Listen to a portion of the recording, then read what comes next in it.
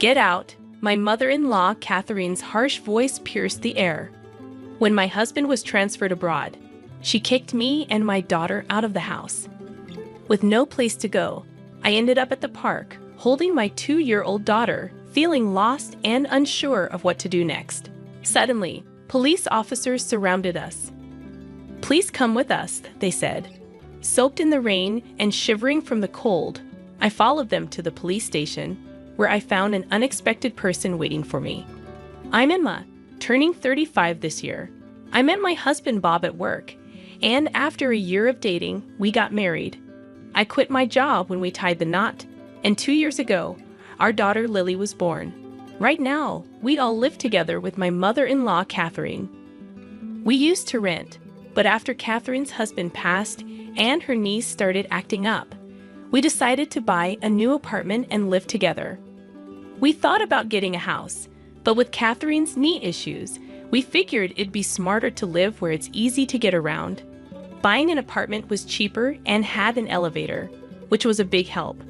Catherine liked the idea too, so we put money down and got a 35-year loan. Bob's job doesn't move us around much since we bought the place, but he still travels for work about once a week.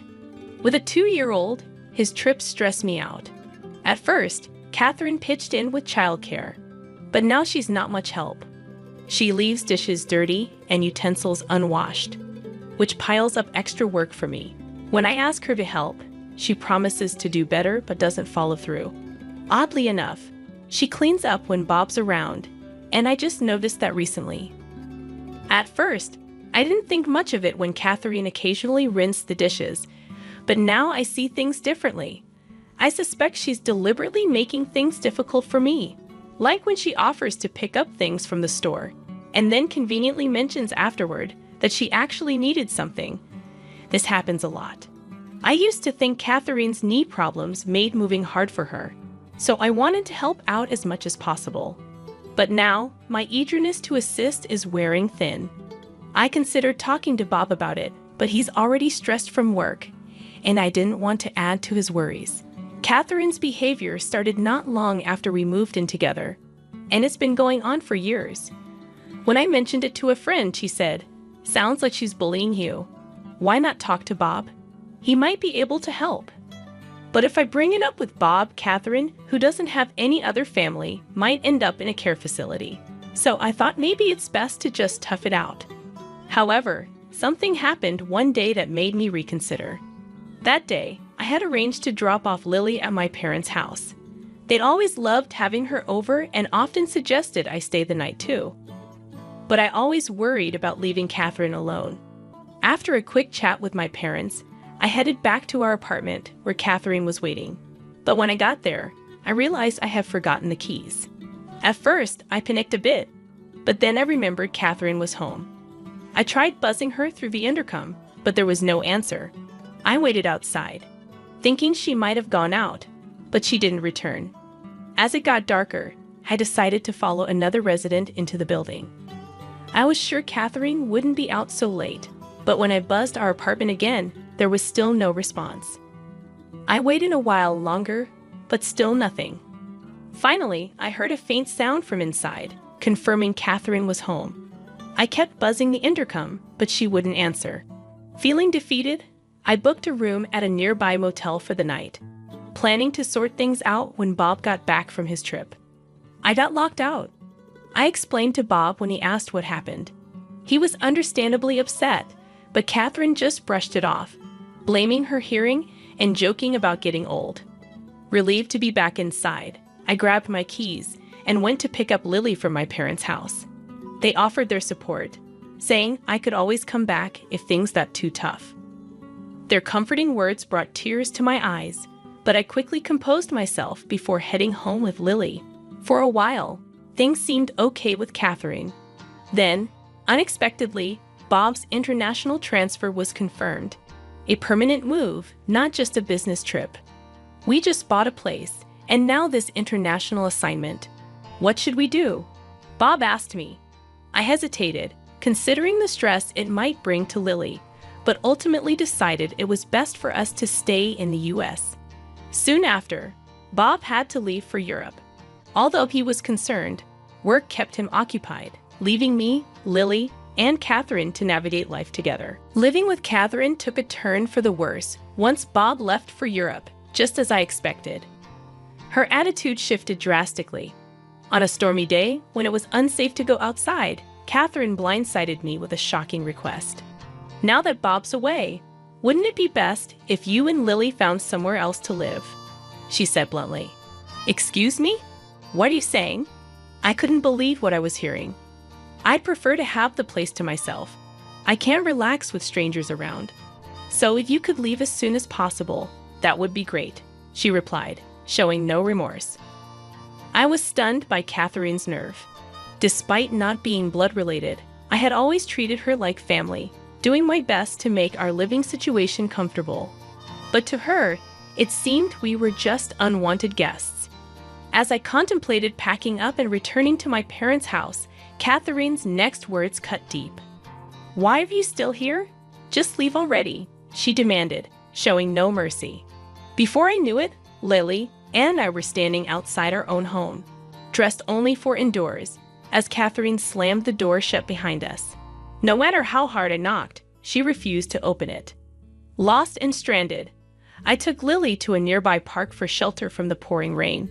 Without my wallet or phone, which were inside the house, I felt utterly helpless, unsure of our next move. Exhausted and freezing, I tried to keep us warm as we huddled together. With nightfall approaching and the cold setting in, I feared we might fall ill.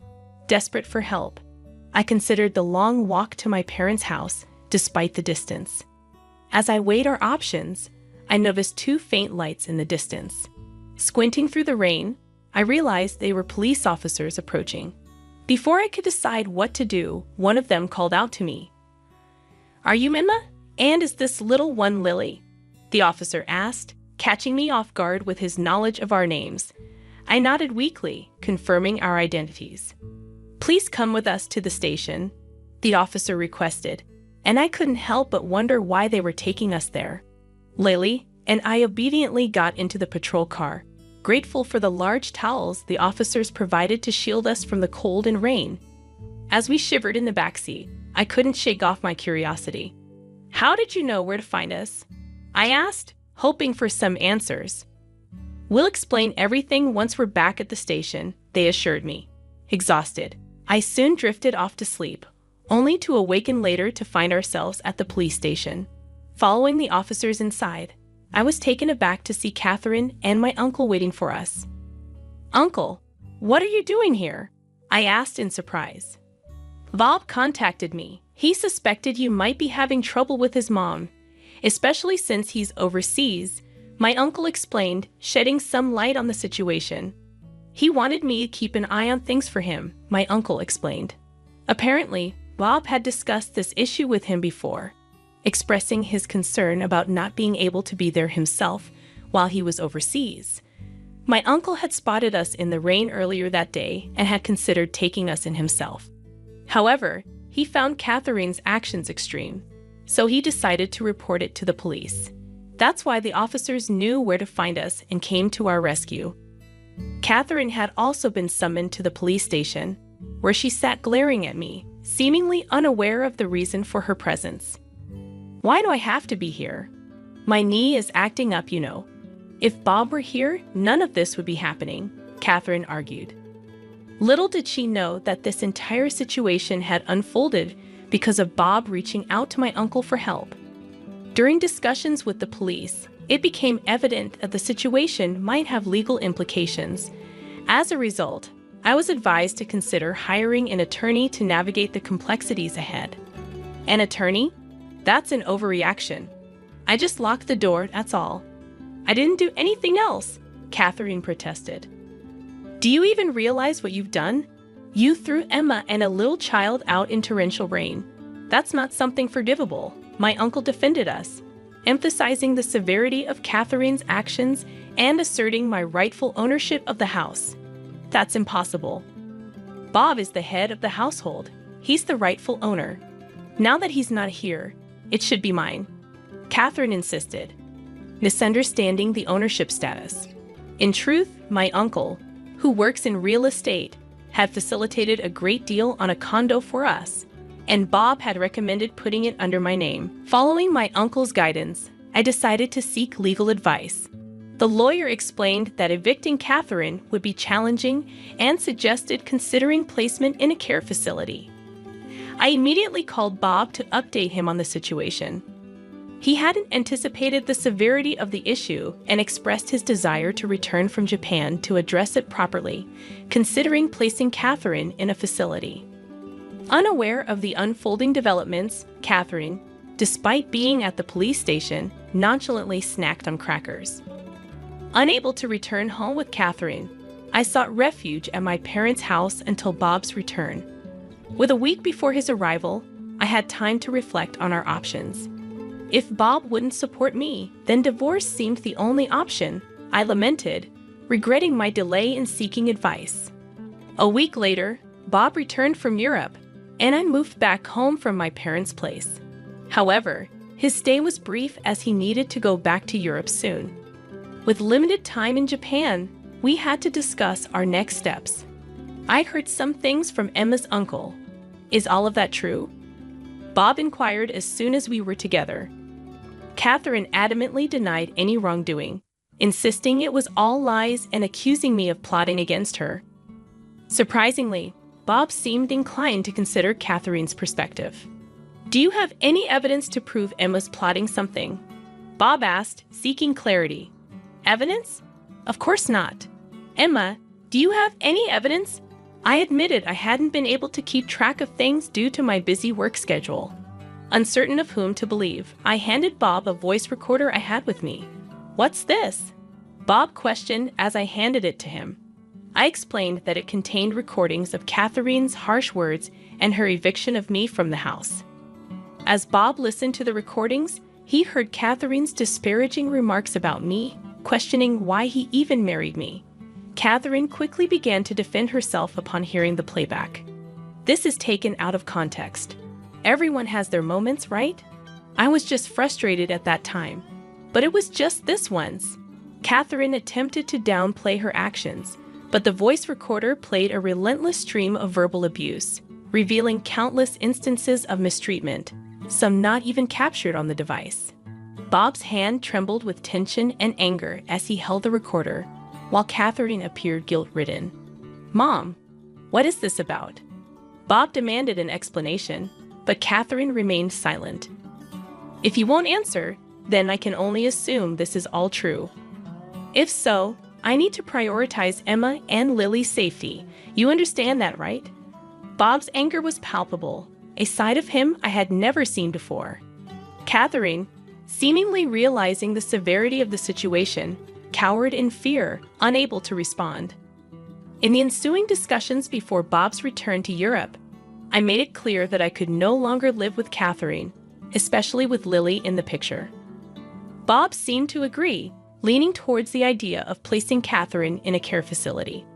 However, Catherine vehemently opposed the suggestion, complicating matters further. Regardless, I've decided to sell the house, so you can't stay here anymore. If you don't want to go to the facility, you'll need to find another place, Bob announced firmly. How dare you decide this on your own? I won't allow you to sell the house. Catherine protested vehemently, but the decision was made. Lily and I had already chosen to move to Europe, as Bob regretted not being more present for his family and was determined to make amends moving forward. Although I had reservations about moving abroad, knowing that Bob would be with us provided some comfort. Plus, I thought it would be beneficial for Lily, who was only 2, to immerse herself in a new environment and practice her communication skills in Europe. Therefore, selling the condo, which still had a mortgage, was the only viable option. Leaving it as it was would burden Catherine with the mortgage payments, which she couldn't afford on her fixed income. Considering her future prospects, it was essential for someone to be available to support her. Despite our best efforts, Catherine refused to move into a care facility voluntarily, so we had no choice but to arrange for her admission forcibly. I'm sorry, but I have to head back to Europe. Could you take care of any necessary procedures here? Bob asked before departing. With assistance from friends and family, I managed to complete the process of admitting Catherine into the facility. The staff there kept me informed about her condition, but it seemed she was struggling. While it would be understandable if she were simply feeling down, she was reportedly making things difficult for the staff and other residents. Before leaving for Europe, I visited Catherine to check on her well-being. However, she lashed out at me, accusing me of imprisoning her in the facility. She also vented her frustrations to the staff, criticizing the food, accommodations, and other residents. Despite apologizing to the staff for her behavior, they reassured me, saying they were accustomed to handling such situations. Despite the challenges and the mistreatment I had endured from Catherine during our time living together, I couldn't help but feel anxious as I embarked on my journey to Europe. Upon arriving in Paris, Bob greeted me at the airport, and we made our way to the apartment we had rented. While they say rents in Paris are steep compared to Texas, Bob's company provides a housing allowance, which allowed us to find a spacious and affordable place. Our neighbors in the building have been incredibly welcoming, despite my limited fluency in French. Just yesterday, one neighbor shared some wine and cheese with me, and in return, I offered them some homemade mac and cheese. In the meantime, I'm gradually picking up French alongside my daughter Lily, recognizing the limitations of self-study. I've also enrolled in a language school, where I've met other Americans new to France and formed some great friendships. Back in the States, my worries about Catherine often overshadowed my enjoyment of outings with friends. But here in Paris, I can savor leisurely lunches and fully embrace the city's charm. My main concern now is Lily, who is still too young for kindergarten. Typically, children here start kindergarten at 5, so I'm hopeful she'll pick up enough French by then. Thankfully, Lily seems to be adapting quickly. As Lily grows older and approaches preschool age, I'm considering re-entering the workforce. While Bob supports me staying at home, living in Paris has sparked a desire for new opportunities. Witnessing the ambition and confidence of people here has inspired me. I've even befriended a waitress at a nearby cafe who hinted at a potential job opportunity there. The cafe is popular among both Americans and locals learning English, presenting a promising avenue for me. Despite the challenges ahead, our move to France has strengthened the bond between Bob and me. I feel more empowered to express my feelings, and I'm confident that we'll face whatever comes our way as a family. Right now, I've never felt happier in my life. Tracy, your 60th birthday is coming up. I wanted to celebrate it nicely, so I booked a fancy restaurant. Let's enjoy a meal there. When these words came out of my daughter-in-law Susan's mouth, they were so elegant and refined, quite different from her usual self. My heart danced at the thought of the grand celebration, but inwardly, I felt uneasy about Susan's unusual demeanor. However, I later learned that it was my son, Hilton's idea, and Susan hadn't come up with it herself. I knew it. And yet, Susan had spoken as if it was her own idea, leaving me flabbergasted. Still, since they were going to celebrate my birthday, and it had been a while since I had a meal at a fancy restaurant, I decided to look forward to it. Maybe Susan would be kind while we enjoyed the delicious food. With that in mind, I eagerly awaited the day. On the day of my 60th birthday celebration, I stepped into the luxurious restaurant with a heart full of excitement, but Susan was nowhere to be seen. I waited for a few minutes, but as the clock ticked, my anxiety began to grow. The beautiful flowers and sparkling lights created an atmosphere of celebration for this special day, but the absence of the person who invited me felt strange. Just then, the owner approached me to guide me. And as soon as our eyes met, I was astonished. It was my childhood friend from middle school. Wow, it's been so long! How have you been? I exclaimed with joy, and she smiled back at me. The reunion after decades filled my heart with warm emotions. But in the next moment, she had a complicated expression on her face. Feeling uneasy, I followed her as she led me to the room. As soon as the door closed, she whispered urgently, Get out of here right now." Her serious gaze made me flinch. What she revealed about Susan sent chills down my spine. "My name is Tracy, a 59-year-old working mother. My husband passed away early due to illness, and since then, I've been living alone. Fortunately, my in-laws and husband left me an inheritance, so I was able to manage to get by. I have a part-time job, mainly to find a sense of purpose in life. I could live without working, but I don't like staying cooped up at home alone, and more importantly, I want to stay connected with the world. I have an elder son named Hilton. He's 30 years old. He works for an international company and often goes on business trips abroad.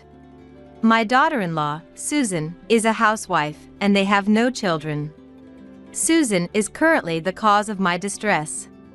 Thanks to working at an international company, Hilton earns a substantial income. I think he makes significantly more than his peers. As a result, Susan lives a wealthy lifestyle without having to work. That itself isn't a problem, but Susan has a bit of a spending habit, which has recently gotten worse. She does almost no housework, and their meals are mostly delivery, resulting in unnecessarily high food costs. Moreover, whenever I visit, their house is filled with more and more luxury brand items. Living such a lifestyle must leave Susan with a lot of free time on her hands. However, Susan rarely contacts me. As her mother-in-law, I feel a bit lonely and wish we could be closer. Susan only comes to my house when Hilton gives her some errand. This is a souvenir from Hilton's business trip. I've handed it over, okay? After completing her task, she leaves immediately. Why don't you stay for tea and relax for a while? I've invited her a few times, but each time, she responds irritably. I told you before, I'm busy. I'm not as free as you, Tracy. Honestly, I was worried about Hilton marrying a woman who treated her mother-in-law like this. I didn't want to worry Hilton, so I just smiled and brushed it off. However, Susan was always opinionated and had something to say about every little thing. For example, one day, Susan was unusually coming to visit my house. I wanted to welcome her warmly, so I prepared a lot of home-cooked dishes to entertain her. But my efforts were in vain, and Susan opened her mouth with a subtle expression. Tracy, this food isn't bad, but wouldn't it be better if it were a bit milder? Oh, I see. I'm sorry about that. I'll try to match your taste next time, Susan. I responded with a smile, but my heart was full of suspicion. Because previously, when I served her food, she said, "Isn't this way too bland? It might be good for someone your age, Tracy, but it's not to my taste. Isn't this way too bland? It might be good for someone your age, Tracy, but it's not to my taste." Susan always had a habit of pointing out small things about my cooking. Moreover, every time Susan came to my house, she had some kind of complaint. The TV volume is too high, the vase is slightly off-center. She criticized every little thing. Every time, her complaints were completely different, and I could only see it as nitpicking, but I endured it. One day, while I was out shopping, I happened to run into Susan. At that time, I was picking out new clothes, but Susan said, "Isn't that a bit dull? No one dresses like that these days." Her persistent criticism made me lose confidence. Furthermore, whenever Susan visited my house, it seemed like she was inspecting the kitchen and refrigerator. A refrigerator this full is a waste of electricity. You can't just cram it with food. I kept my thoughts about her lack of thriftiness and constant spending to myself.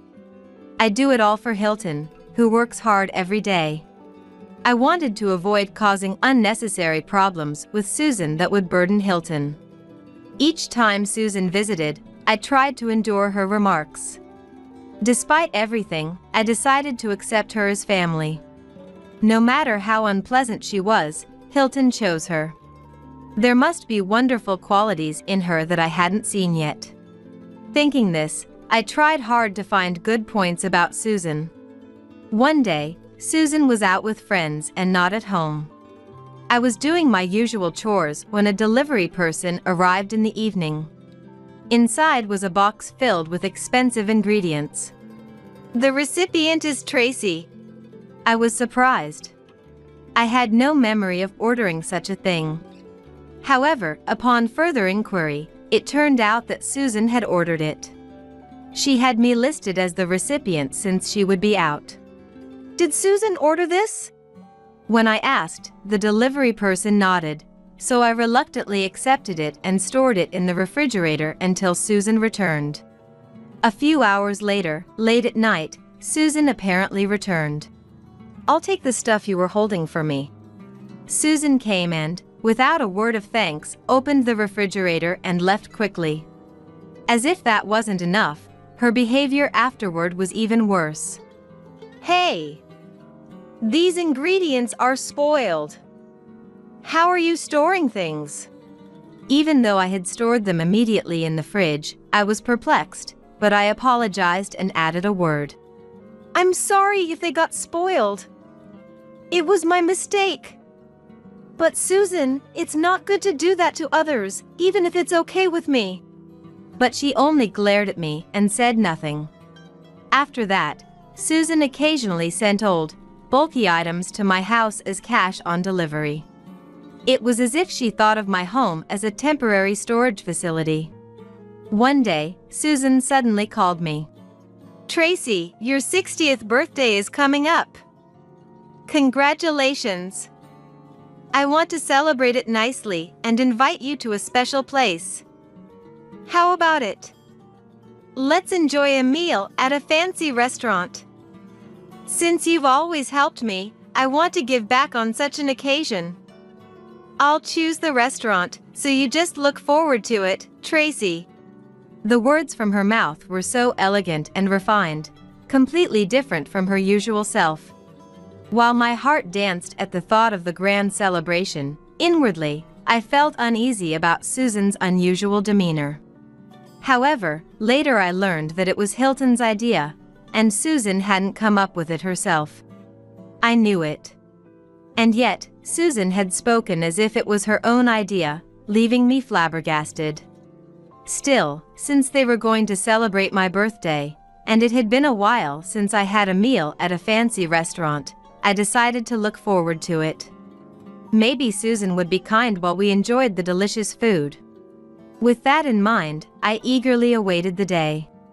The day I had been looking forward to finally arrived.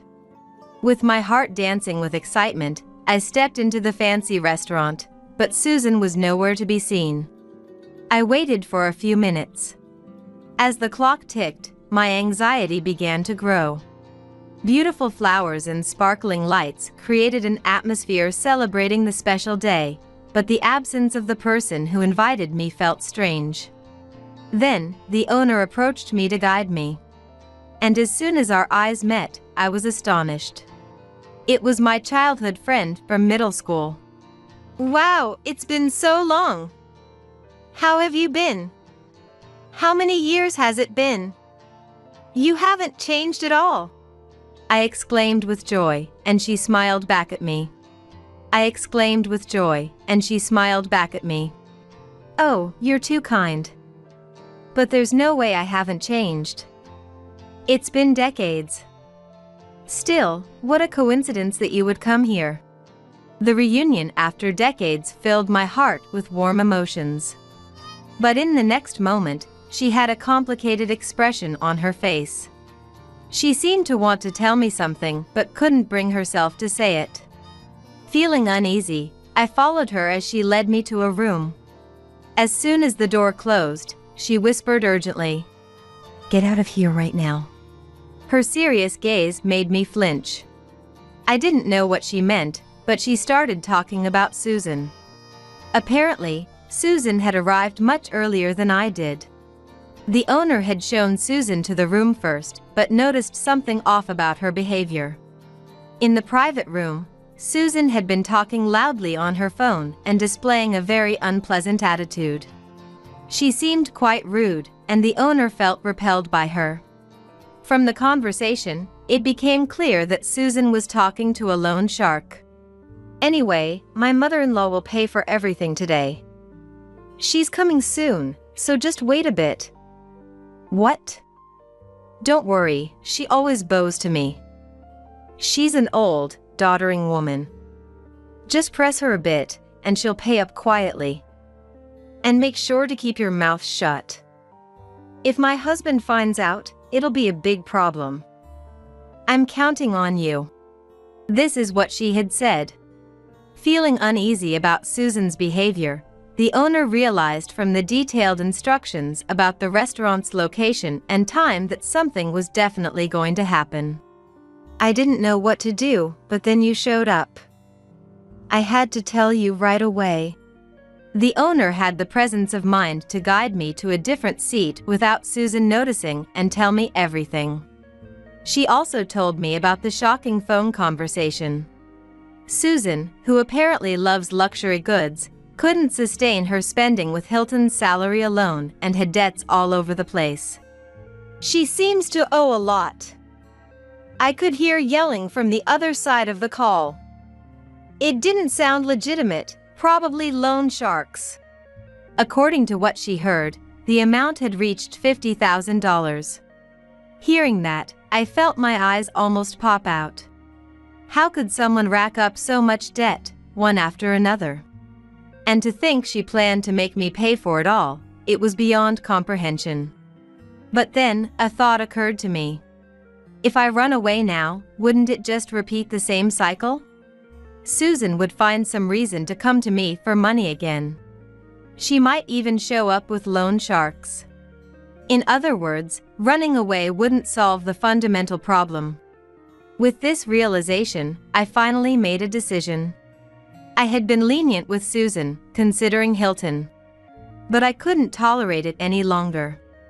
More importantly, it wasn't fair to Hilton to stay with such a person.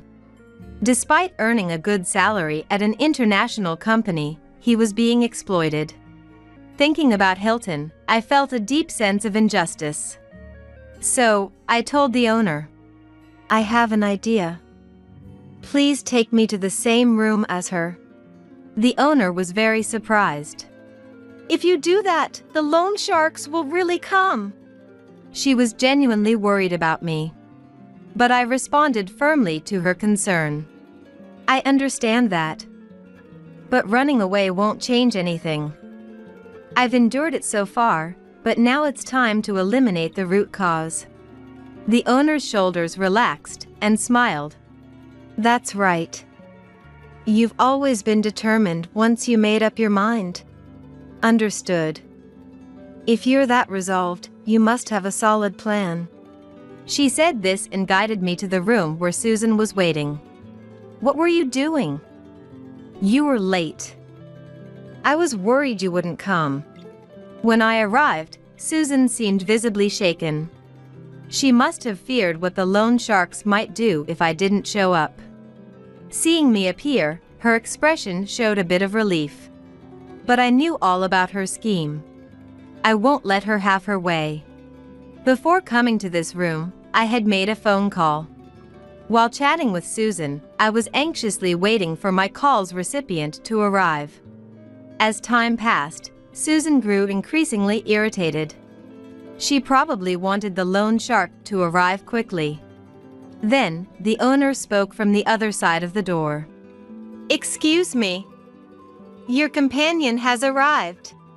Susan, with a loud voice, said, "Please let them in immediately." "Certainly." However, the person who walked in wasn't a loan shark. Instead, a woman in a police uniform stood there. "What? A police officer? What is going on?" "Long time no see, Susan. I hear you've been giving Mom a hard time." The person who appeared was my daughter, Yolanda. She is an active duty police officer. I had been consulting her about Susan's harassment for some time. Then, the owner spoke up. I overheard everything you said on the phone. You were trying to make this lady pay off your debts, weren't you? With this, Susan finally seemed to grasp the situation. I see, that's what this is about. So you called the police. I didn't say anything like that. This is just a big misunderstanding. But Yolanda pressed on. This lady says she heard everything clearly. Unlike me, Yolanda is strong-willed. She is not afraid to speak her mind to anyone. Her personality alone is intimidating enough, but today she was wearing her police uniform, which would surely make Susan feel even more uneasy. What proof do you have? Maybe she just misheard. Susan tried to play dumb. She even cast a disdainful glance at me. At that moment, I decided to reveal everything. I've told Yolanda everything about you. She held back because of Hilton, but she always told me to report any danger immediately. Apparently, today is that day. Realizing that everything was known, Susan suddenly changed her attitude and began to shout. Don't mess with me. People like you should just keep paying up. Both you and that idiot Hilton.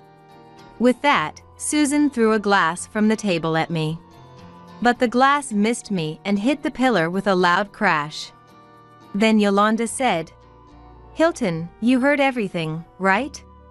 She pulled out her phone from her pocket. On the screen was Hilton's name, shining brightly in an ongoing call. Susan! I heard everything! You were bullying Mom behind my back? And what's this about debts? I've given you more than enough money for living expenses. Hilton's loud, angry voice echoed from the phone. Even Susan was flustered and began making desperate excuses. No, it's not like that. We were just joking around, right, Tracy? She probably thought she could fool us because it was over the phone. But Yolanda warned Hilton. Don't be deceived. She just threw a glass at Mom. Don't be deceived. She just threw a glass at Mom. Hilton was furious. What? The sound of something breaking earlier, was that? We're getting a divorce. I'm on my way there, so be prepared. Hilton ended the call and seemed to be rushing over. It turned out that Susan had given me a time 2 hours earlier than planned. In other words, she wanted to have me meet the loan shark early. Hilton, deceived by Susan, didn't know we had arrived early and was still working. When Susan realized that the furious Hilton was coming, she turned pale. What should I do? If this continues, I'll be divorced. Please, you have to say something. Even now, Susan didn't apologize and clung to us. What nonsense are you talking about? In this situation, no one will help you. Stop being so spoiled. Since I had never spoken harshly to Susan before, she seemed quite shocked. But if Hilton comes, it will be over. What should I do? You don't have to wait for Hilton. You are coming with us to the station. Despite her panic, Yolanda added, For all the harassment towards Mom and especially throwing the glass at her, you'll be charged with assault. And I witnessed everything, so there's no escaping this. As for your debts, you will have to pay them back yourself. With those words, Susan finally resigned herself and was taken away by Yolanda in a daze. It was later revealed that Susan had indeed been involved with loan sharks. Susan had a strong desire to show off to those around her. To do so, she decked herself out in luxury goods and boasted to the other mom friends. Hilton's income wasn't enough, so she secretly turned to various loan sharks. But Hilton's reaction when he heard about it was surprising. To be honest, I had a feeling. I was at fault for leaving the household finances to Susan, but when I checked the account recently, it was at zero. Hilton had also been consulting Yolanda about Susan. Yolanda had been waiting for an opportunity to expose the loan sharks by using Susan. As a follow-up, thanks to Yolanda's efforts, the loan sharks were successfully apprehended. This incident prompted Hilton to serve Susan with divorce papers and tell her, "Get out of the house right now." Of course, Susan didn't want to give up her luxurious lifestyle. She refused frantically, not wanting a divorce because of her huge debts. "Can you still say that after seeing this?" Hilton showed her a compiled record of her debts and evidence of her harassment towards me. "If you don't want a divorce, pay off all your debts by yourself right now. And deeply apologize to Mom for all the harassment. Don't come back until she forgives you completely." At that moment, Susan came to me, crying and apologizing. "I'm truly sorry. I was out of my mind. I promised to change. Please forgive me." But I knew her apology was only superficial. She needed my forgiveness to get Hilton to revoke the divorce. In essence, she was only apologizing deeply for Hilton's money. Raise your head. No matter what you do, the past won't disappear.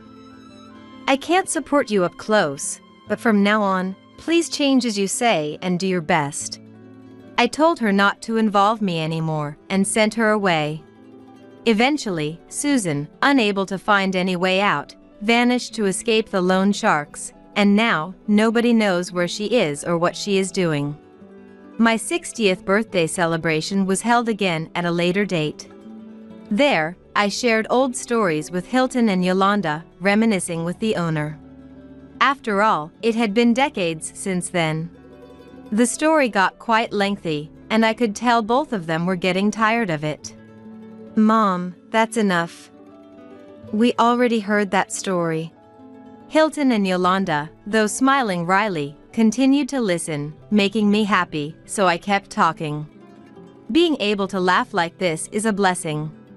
Reaffirming this, I quietly smiled with relief. From now on, I want to enjoy a peaceful life with just my family. The doorbell rang, so I went to the video intercom to answer it and saw my brother's wife, Natalie, waving at me. As I opened the front door, Natalie handed me a gift and greeted me with a deep bow. "Thank you so much, Mary. Has Allison been a good girl?" Natalie walked into the living room. "As always, what a lovely home," she said as she looked around the room and placed her bag on the sofa. "Huh? Where's Allison? Is she out playing with friends? It's Sunday. I don't think she has any club activities today." "Wait a second. Natalie, what are you talking about? She hasn't come to our place?" Natalie tilted her head slightly and let out a surprised, "Huh?" After a brief pause, Natalie gave a strange smile and said that Allison was supposed to stay with me while they were away on a business trip overseas. I do remember being asked to look after her, but I'm often away from home for work, so I'm sure I declined. When I told her this, Natalie showed me the screen of her smartphone. It displayed a message. "Having a great time at Mary's place," Allison had sent to her mother. I stared at the phone screen in a panic. It had been a week since she sent that message. This means that while her parents were away, she had lied about staying at my place and had been living somewhere else. If a 14-year-old girl lies to gain a week of freedom, it's hard to imagine anything good. "What should we do, Mary? Where could she be?" At this point, neither Natalie nor I had any idea how unexpectedly this would unfold. My name is Mary. I'm turning 40 this year, yet there's not a single topic of romance in my life. Since I live in a high-rise apartment in the city center, I take pride in being relatively successful in my career. After my bath, I touched my skin in front of the mirror and noticed it was a bit rough. I did stay up late last night. My skin often gets rough, probably because I tend to have a reverse day-night lifestyle. Even so, I quite like my current fulfilling life. Suddenly, my smartphone vibrated to notify me of an incoming call. It was from my brother Ryan and Natalie, a classmate of mine since middle school. Natalie has always called me Mary, and being around with me since she was little. Since she married Ryan, she's become like a real sister to me, which just goes to show how interesting life can be. Hello. What's up? Mary, listen. Ryan, he is just. Natalie immediately started bad-mouthing Ryan to me. I wonder if they're fighting again. But her tone is a bit cheerful, and by the end of the conversation, she's usually calm as always. So, he bought some apples and grapes at the supermarket, but he says we don't need to put them in the fridge. Well, they do sell them at room temperature in stores. But they definitely taste better chilled, don't they? He complains that the fridge will get too cramped. I couldn't help but chuckle. To think they're fighting over such a trivial thing. After venting about the fridge issue, Natalie's voice dropped a little as she began to talk. You know, lately Allison has been asking to play with us a lot. Until recently, she was mostly playing with her friends. Oh, as a parent, it must be nice to have your child want to spend time with you for as long as possible, right? Ryan seems happy too. There was a time when she hated walking with us. Despite their bickering, my brother and his wife seemed to get along well. When Natalie started laughing, I asked her why, and she excitedly raised her voice. Maybe it's because we've been spending more time with Allison. Ryan has started to dress up a bit lately. Sometimes he even wears cologne. I guess a daughter's influence can be huge. I had always thought of him as a bit of a slob, far from fashionable, but I realized that it takes various efforts to be loved by your adorable only daughter. Seemingly satisfied after talking to me, Natalie thanked me and hung up the phone. A while later, I received a text from Ryan. Mary, should we store the apples and grapes in the fridge? After reading the message, I replied that I didn't know since I rarely buy fruit these days. I took an energy drink out of the fridge, took a sip, and crawled into bed. I'm glad that I can get along well with both my brother and his wife. But I feel like their daughter, Allison, has been keeping her distance from me lately. She is about to take her high school entrance exams, and she's probably in the midst of a sensitive and turbulent adolescence. When she was little, she was my one and only niece, and I couldn't help but adore her. When she looked at me with those big eyes, I felt like she had my heart in a vice grip. I sent Allison so many clothes and toys that Ryan and his wife were bewildered. She used to be very attached to me, but for the past 6 months or so, she seemed a bit down. Natalie must know about my poor eating habits as a single woman, because she sometimes invites me over for dinner. Honestly, I don't pay attention to the nutritional balance of my meals. As long as it's easy to eat and fills me up, that's good enough for me.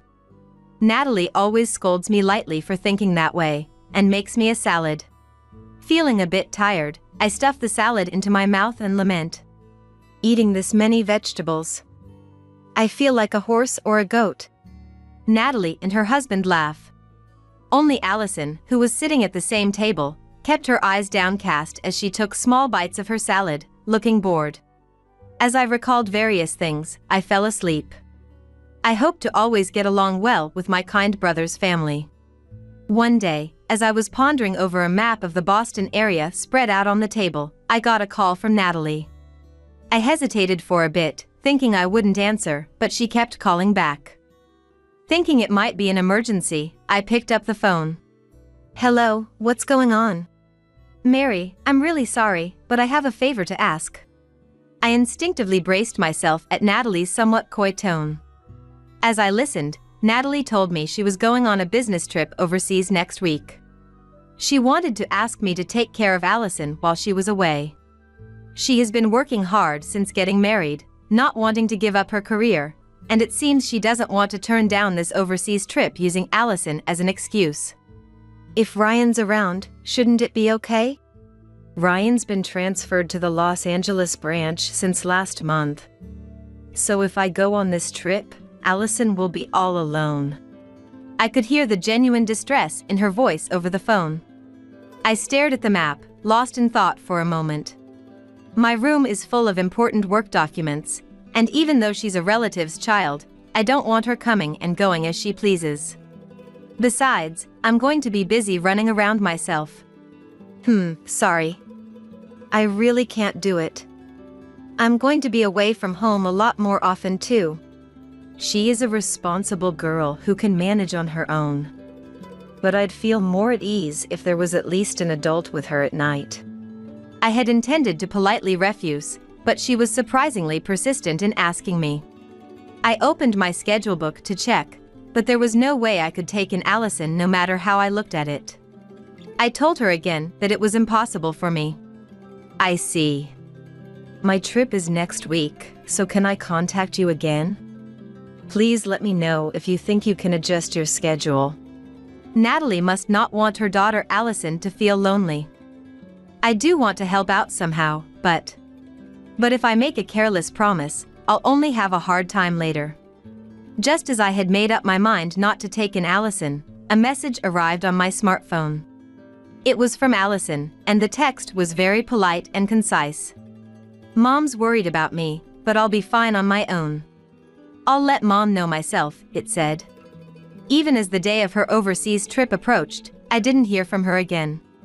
I guess that means they found a satisfactory solution. I felt relieved at the thought. A week later, I was cleaning my house. As I put away the maps and documents spread out on the table, I returned several books to the bookshelf. I organized data on my computer and wiped off stubborn stains on the gas stove. This week's work had been exhausting. But somehow, I couldn't settle down without moving my body, so I started thoroughly cleaning my room, which I rarely do. Lately, there have been situations where I feel I lack efficiency. When I try to juggle multiple tasks at once, my mind gets confused. Cleaning is important in the sense of getting my feelings in order too. Before going over the materials my coworker had prepared for me, I was determined to make everything in sight spotless. Ding dong. The doorbell rang, so I checked the monitor and saw Natalie waving. When I opened the front door, Natalie handed me a gift and greeted me with a deep bow. "Thank you so much, Mary. Has Allison been a good girl?" Natalie entered the living room. "As always, what a lovely home," she said as she looked around and placed the bag she brought on the sofa. "Huh? Where's she? Is she out playing with friends? It's Sunday. She shouldn't have any club activities." Wait a minute. Natalie. What are you talking about? She hasn't come to our place? Natalie tilted her head slightly and let out a surprised "Huh?" After a brief pause, Natalie gave a strange smile and said that I was supposed to look after her daughter while she was away on a business trip overseas. I do remember being asked to take care of Allison, but I'm often away from home for work, so I'm sure I declined. When I told her this, Natalie showed me the screen of her smartphone. It displayed a message. "Having a great time at Mary's place," Allison had sent to her mother. I stared at the phone screen in a panic. It had been a week since Allison sent that message. This means that while her parents were away, Allison had lied about staying at my place and had been living somewhere else. If a 14-year-old girl lies to gain a week of freedom, it's hard to imagine anything good. Allison's mother, Natalie, must feel the same way. She's frantically trying to call Allison, but it seems she can't get through. "What should we do, Mary? Where could she be?" Calm down, Natalie. Let's go back to your house first. Maybe she's just been at home as usual. She might have thought it would be more comfortable to be home alone than to live with me, her aunt. Saying it myself made me feel a bit lonely, but it seemed like the most likely answer. When I suggested going back to their house first, Natalie asked me to come along with her. "I have a bad feeling about this. She's never been the type to lie like that before." I checked the time on my watch. I had an appointment to meet someone for work in the evening, but she looked at me with pleading eyes.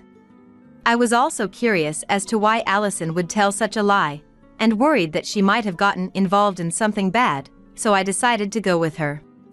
I gathered my work documents and headed to my brother and his wife's house in my car. I had heard they moved a few years ago, but this was my first time actually visiting their home. In the car, Natalie kept calling and messaging Allison, but there was no response. Why won't she reply? Following Natalie's directions, I drove for about 20 minutes and entered a residential area just outside of Boston. Despite a strange sense of unease, I slowly drove through the narrow, familiar streets. My brother and his wife's house had a 2-car parking space, and I parked next to Ryan's white work car. As soon as I turned off the engine, Natalie quickly got out of the car and started taking the key out of her bag in front of the entrance. I looked up at my brother and his wife's house and felt a strange sense of déjà vu. It seemed like I had seen it somewhere before. Wait, this house. Mary! What are you doing? Come on! Urged by Natalie, I grabbed my bag from the car and immediately headed to the front door. Finding the key in my bag, I entered the house and was greeted by Ryan, who bowed slightly in the entryway. Oh, Mary. What brings you here? So suddenly. Ryan, why are you home? Weren't you on a solo job transfer? Well, yeah, but I wanted to see Allison once in a while. Ryan's unnatural behavior, trying not to make eye contact. But more than that, I was concerned about Allison hiding behind Ryan, her face downcast. Natalie led Allison to the living room, where they sat facing each other across a table. I put my bag down a short distance away and checked my phone. There were several missed calls from my coworker. Allison, why did you lie about staying at Mary's place? Natalie questioned her with a stern expression I had never seen before. Allison remained silent, her mouth tightly shut. She kept her head down, staring at her knees. Natalie waited for a while for her to speak, but gradually gave up, ran her fingers through her hair, and let out a small sigh. Lately, you've been asking us to go out together. We've been going to the park and movies a lot. I thought we were connecting. Upon hearing those words, Allison looked up in surprise and immediately glanced at me. Then, she averted her eyes again, and I tilted my head at her behavior. What was that just now? It seemed like she was trying to tell her mother something, but stopped because I was here. When did Ryan come back in the first place? If you were coming home, you'd normally let us know. Oh, well, yeah, but, you know. What? Are you hiding something? Isn't this weird? Natalie pressed Ryan, who was clearly acting strange, with an irritated tone. I was concerned about Allison's sad expression. What was she hiding? Casually looking around the room, I noticed a reflection of light at the base of a potted plant in the corner. A hidden camera? When I looked at Allison, she seemed to have noticed that I had spotted the camera and stared back at me with a surprised face.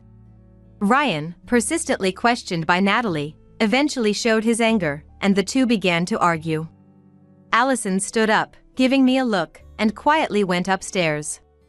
I followed suit, and when I entered Allison's room, I sat on the bed as she suggested. You set up a camera at the base of the potted plant? As expected, Mary, you've always been very perceptive. Allison sank deeply into the chair at her desk, looking dejected. The intense argument between Ryan and Natalie could be heard from downstairs.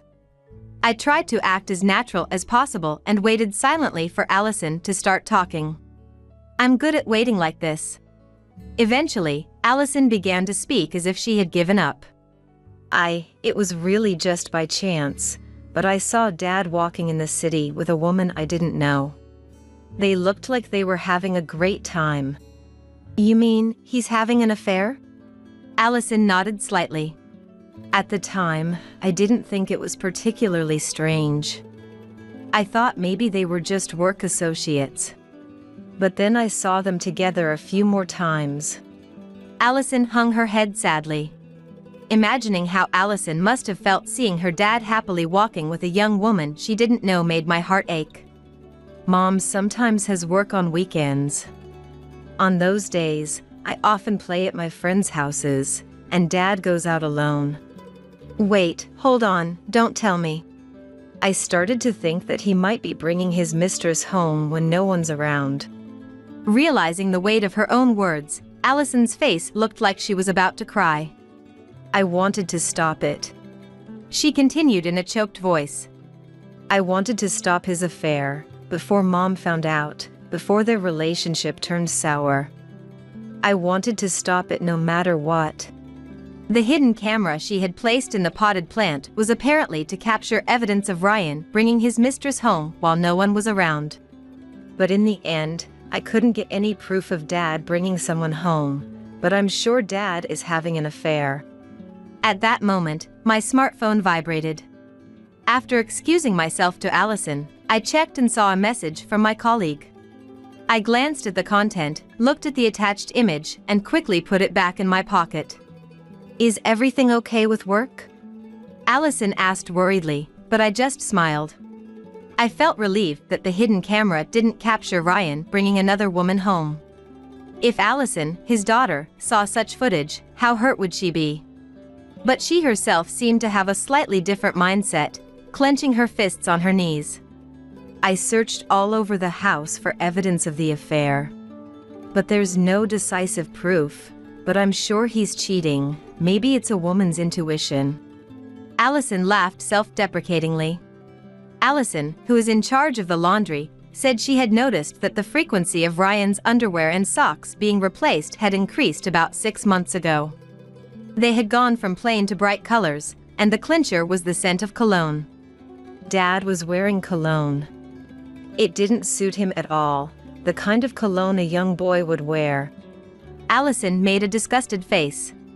For her, Ryan's infidelity was a certainty, and she must have planned to find evidence during Natalie's overseas business trip. She said she had desperately searched the empty house and discovered Ryan's old computer. While examining the computer, she found photos and videos of Ryan having a good time with an unknown woman. At least, when I think that he was cheating even before replacing this computer, more than feeling sad or frustrated. Allison paused and closed her eyes. I thought, I have to protect Mom. And today, Allison had called Ryan home and urged him to stop the affair. The photos and videos on the computer weren't decisive evidence, so he pretended not to know, apparently. I want to stop Dad's affair without Mom finding out, but is that impossible? At that point, Allison shed large tears. I see, so that's why Natalie had said that Allison was spending more time with the family. She must have thought that if they spent more time as a family, he would have fewer opportunities to meet his mistress and would prioritize the family. If Natalie found out about the affair, she might get a divorce. Allison wanted to stop her father's affair before that and create a happy family once again. Knowing the heavy burden this 14-year-old girl was carrying, I quietly clutched my smartphone in my pocket. I gently hugged Allison's shoulders. She was crying, trembling slightly. It's not good that you lied about staying at my place, to try to find evidence of the affair. Natalie was really worried about you. Yes. I'm sorry. And if he is cheating, you need to let Natalie know and make him stop. If things stay like this, he'll be betraying her forever. I gave the anxious-looking Allison an awkward wink and left the room. As I went downstairs, the two were still arguing. I silently held out my smartphone screen in front of Ryan. Ryan, who had been arguing heatedly, was at a loss for words and stopped moving. I'm sorry, but from here on, I'll be talking to Ryan not as a sister, but for work. Wait a minute, what is that photo? I think you know this, Ryan, but I work as a private investigator. Recently, I was asked by a man to investigate his wife's infidelity, and I also showed him the file from my bag. My colleague had compiled the data, but the information sent to my phone earlier had made it click. When I first came to this house, I had a bad feeling. My colleague's report said that the wife under investigation may be in a relationship with a specific man. I thought the home of that specific man looked strangely similar to Ryan's house. Looking back at the photos, it was definitely his house. With multiple cases going on simultaneously, I hadn't realized it, But it's quite a pitiful story that the person my detective colleague was investigating turned out to be Ryan. Don't try to talk your way out of this. I'm a professional too. I have quite a bit of evidence. As I lightly tapped the stack of documents, Ryan glanced at Natalie with a frightened look. After that, he was scolded by an enraged Natalie to an extent that can't even be described. In the end, he deeply reflected on this incident and cut ties with his mistress. A settlement was reached with the man who had requested the infidelity investigation. Since both parties were married and having an affair, I warned them that it would get messy if they made a fuss, so we were able to avoid the worst-case scenario of a lawsuit. Allison's desperate efforts and wish to resolve the issue without Natalie finding out didn't come true. On that point, I strongly persuaded Natalie as well. Hey, think about why Allison was trying so desperately to stop Ryan's affair. I understand how you feel, Natalie, but try to consider her feelings too. That's about all I could say. The rest is a marital issue. How it turns out, even a child, let alone a relative like me, couldn't possibly know. Allison's strong desire of, I don't want them to get divorced, seems to have reached Natalie, and she forgave Ryan. In exchange, since this incident, he hasn't been able to treat Natalie as an equal. Apparently, even when they argue over small things, Ryan immediately apologizes. Apples and grapes should be stored in the fridge. When I visited Ryan's house for the first time in a while, Natalie was scolding Ryan in a stern tone. It seems he hadn't put the fruit he bought in the refrigerator. I glanced at the potted plant in the corner of the room with a wry smile. There was no hidden camera anymore, and Allison, sitting on the sofa, was happily watching her parents. He's been nicely whipped into shape. I laughed. Geez, it doesn't really make a difference whether you chill them or not. That's not true. Fruits that contain fructose increase in sweetness when chilled. It's not just your imagination, they become several times more delicious. I had looked it up when I heard the story about them arguing over whether to put things in the fridge or not. I've always had a personality where I can't leave things alone if I'm curious about them. If I think something's strange, I thoroughly investigate it, which is why I've made a career out of being a detective. Detective Mary, let me know if there are any suspicious movements so Dad never cheats again. Allison said mischievously while hugging me. As Ryan scratched his head with a wry smile, Natalie smacked Ryan's head with a straight face. I meant it as a joke when I said I'd be watching him from time to time to make sure he doesn't do anything weird, but he gulped. I'm sure this family will be all right now. I'll make you happy for my late wife and son. What? I almost blurted out. I wondered whose wife and son he was declaring dead. Eavesdropping further, Thomas uttered something even more unbelievable. You're all I have left after losing everything. Will you marry me? I could never forgive Thomas for pretending that his wife and son were dead. To think he would go as far as lying and proposing to such a young woman. Of course, I couldn't just stay silent. When I looked at Brian, he met my gaze and nodded. Then, we stood up and approached Thomas. Hello, your dead former family here. We've come back from the afterlife just for you, Dad. Thomas's eyes widened in shock at our sudden appearance. It was from there that Brian and I began our revenge on Thomas. My name is Chloe. I'm a 48-year-old housewife and have been married for 24 years. I grew up as an only child in a family where both my parents were high school teachers. Although my grandmother took care of me when I was little, I spent a lot of time alone after she passed away when I was in middle school. My parents were often away from home even during summer breaks and other long vacations, as my dad coached baseball and my mom coached volleyball. Seeing my friends' moms at home being housewives or working part-time and being home in the evenings made me envious. So, I decided I wanted to be a stay-at-home mom when I got married and had kids instead of being out at work. Being a quiet person, I never had a boyfriend until I graduated from college. My mom got worried for me, so she introduced me to a young male teacher who was a colleague of hers shortly after I graduated from college. His name was Thomas Jones. He had a nice figure, and he was handsome. According to my mom, he was sociable and well-liked by the students. He seemed too good for someone quiet and plain like me. But Thomas, respecting my mom as a more experienced teacher, took our relationship seriously. A year after we met, Thomas and I got married. Having felt lonely as a child, I told Thomas that I wanted to focus on our family instead of work. He agreed, saying he had felt the same as his parents both worked. He wanted me to stay at home. Thomas and I shared the same values. I thought we could build a happy home together. However, Thomas, being sociable, valued his relationships with colleagues and students. That's a good thing, but he often neglected life at home. We rarely spoke to each other, and when we did, it was only when he had something he needed me to do.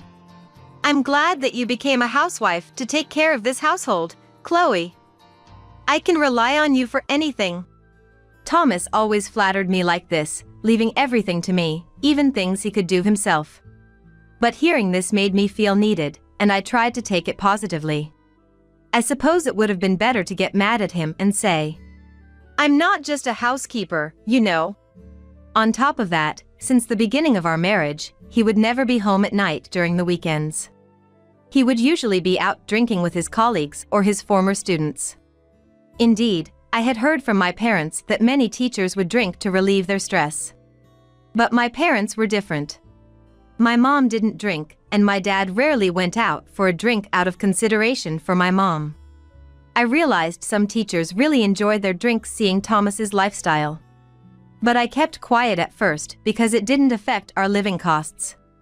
However, Thomas still kept it up even after our child was born, so I got increasingly unhappy about it. Hey, Thomas. I get that socializing is important, but can't you say no every now and then? I had kept quiet until then, but I couldn't take it anymore. Thomas looked puzzled and responded, "What? Why are you asking this now? You never mentioned it before." Well, my parents told me that teachers have a lot of socializing to do. But I want you to value your time at home too, for Brian's sake. I said this for the sake of my son Brian, but Thomas furrowed his brow as if he was offended. Look, both of your parents are teachers, right? So, if they come across any problems at work, they can talk to each other about it. But I don't have that, so going out with other teachers for drinks is my only option. Thomas made his point as a teacher. Hearing that made me feel helpless since I didn't work, and it left me feeling lonely. Regardless of how I felt, it must have been lonely for our son, Brian, to have his dad gone every weekend. All I want is for Thomas to genuinely connect with Brian. But Thomas didn't even try to understand my feelings. Despite having these thoughts, I couldn't say anything back to him. Even though I found this frustrating, there was nothing I could do about it, and a rift gradually developed between us. However, our life wasn't entirely lonely. Thomas was well liked by his students, and those who had already graduated and are now working often came to visit him. In particular, 2 of his students, who were the class clowns, have been visiting us frequently in the past 5 to 6 years. Their names are Miller and Martin. They would still come over on their days off even after graduating from college and getting a job. Thanks to them, Thomas has been going out less over the past few years. Brian, now in his senior year in college, has become quite close to them, perhaps because they are around the same age. I feel kind of happy too when they come to visit us with their bright and friendly personalities. They always looked out for me and would bring over cakes and such. Today, they brought a cake over on their day off. But Thomas had been out since the morning. "I'm sorry, guys. My husband has been out since last night and hasn't returned yet." They looked a bit awkward when I greeted them at the door. Perhaps they felt bad for visiting when Thomas was away. "No, we're sorry for bothering you when Mr. Jones isn't here." "But, is Brian here?" "Brian?" "Yes, he's here." Hearing their voices, Brian came out of his room. In fact, he was getting ready to go out as if he had been waiting for the 2 of them to come. "Mom, I'm going out with the guys for a bit." Brian left with a somewhat burdened expression, along with the other two. It seemed like they had something they didn't want me to hear. Well, boys their age might have concerns they can't share with their mothers. I watched them leave with a sense of unease but didn't say anything. Later, I passed by Brian's room, and I noticed his phone ringing. It's rare for Brian to forget his phone. I went into his room to pick it up. And without intending to, I touched the screen which wasn't locked and caught my breath. It was a message thread from Miller. He sent a picture showing Thomas with his arm around a young woman entering a hotel. The message read, "I don't want to believe it, but the woman with Mr. Jones seems to be from a club.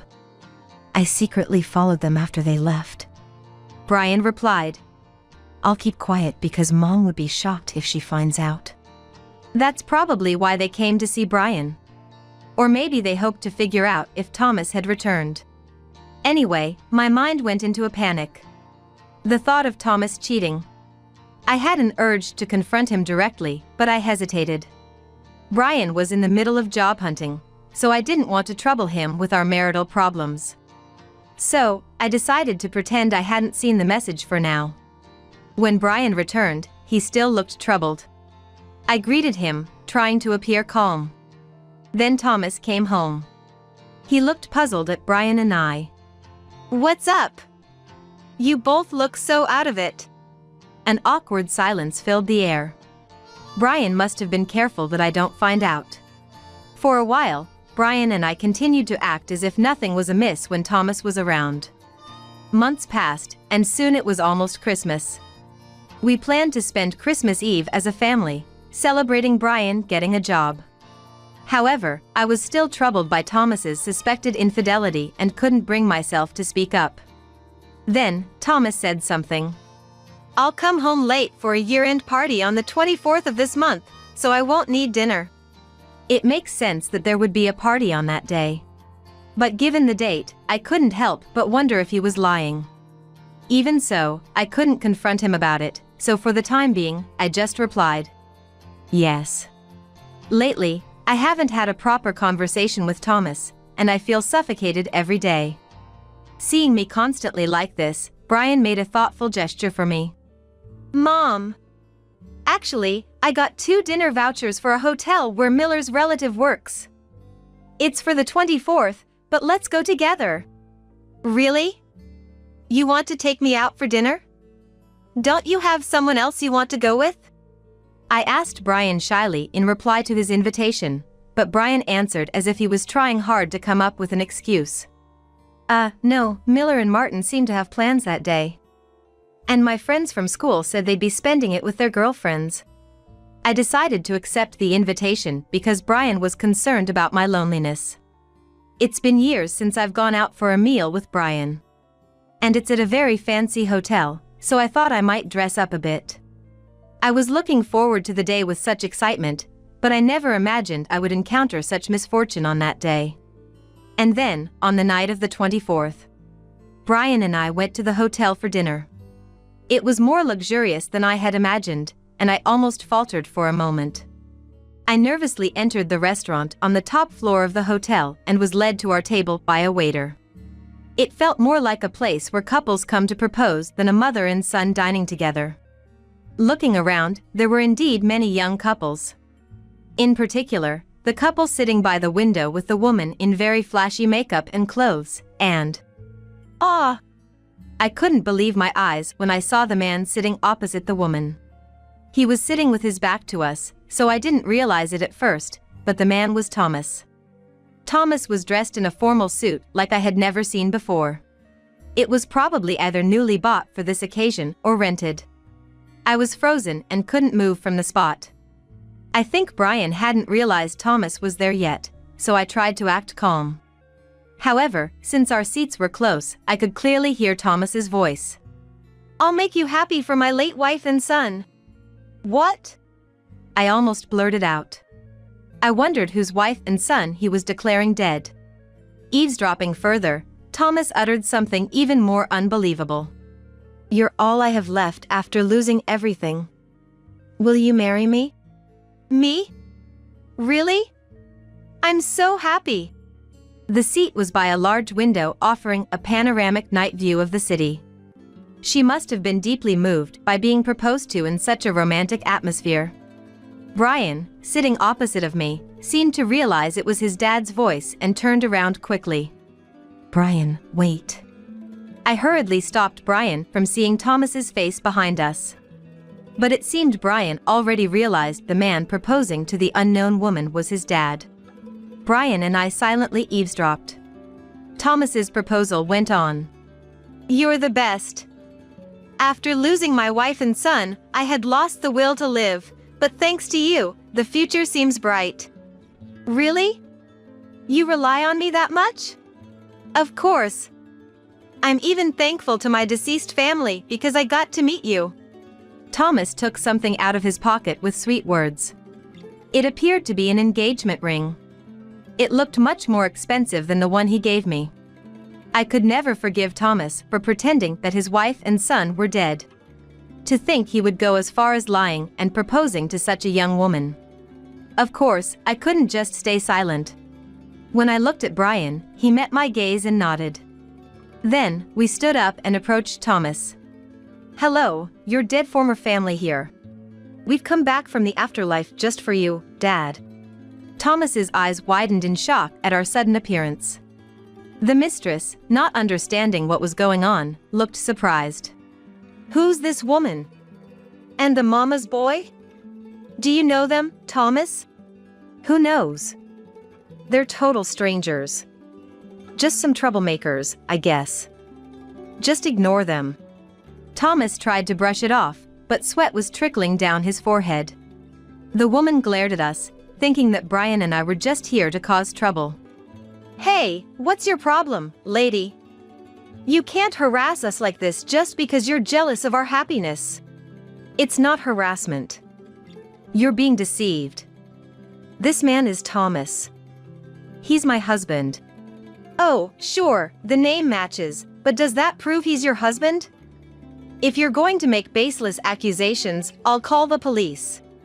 "We have proof right here," Brian said and took an envelope out of his bag. Inside was our marriage certificate. Arya, the mistress, grabbed it and showed it to Thomas. "What's this about, Thomas? You said you had lost your wife and child."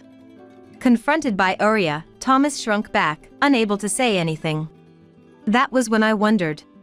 Why had Brian brought something like that? Noticing my puzzled look, Brian seemed to catch on to my question. Then, looking at Thomas, he said, "Dad, I've known for a while now that you've been cheating on Mom with this woman. And I found out you'd be meeting her here today."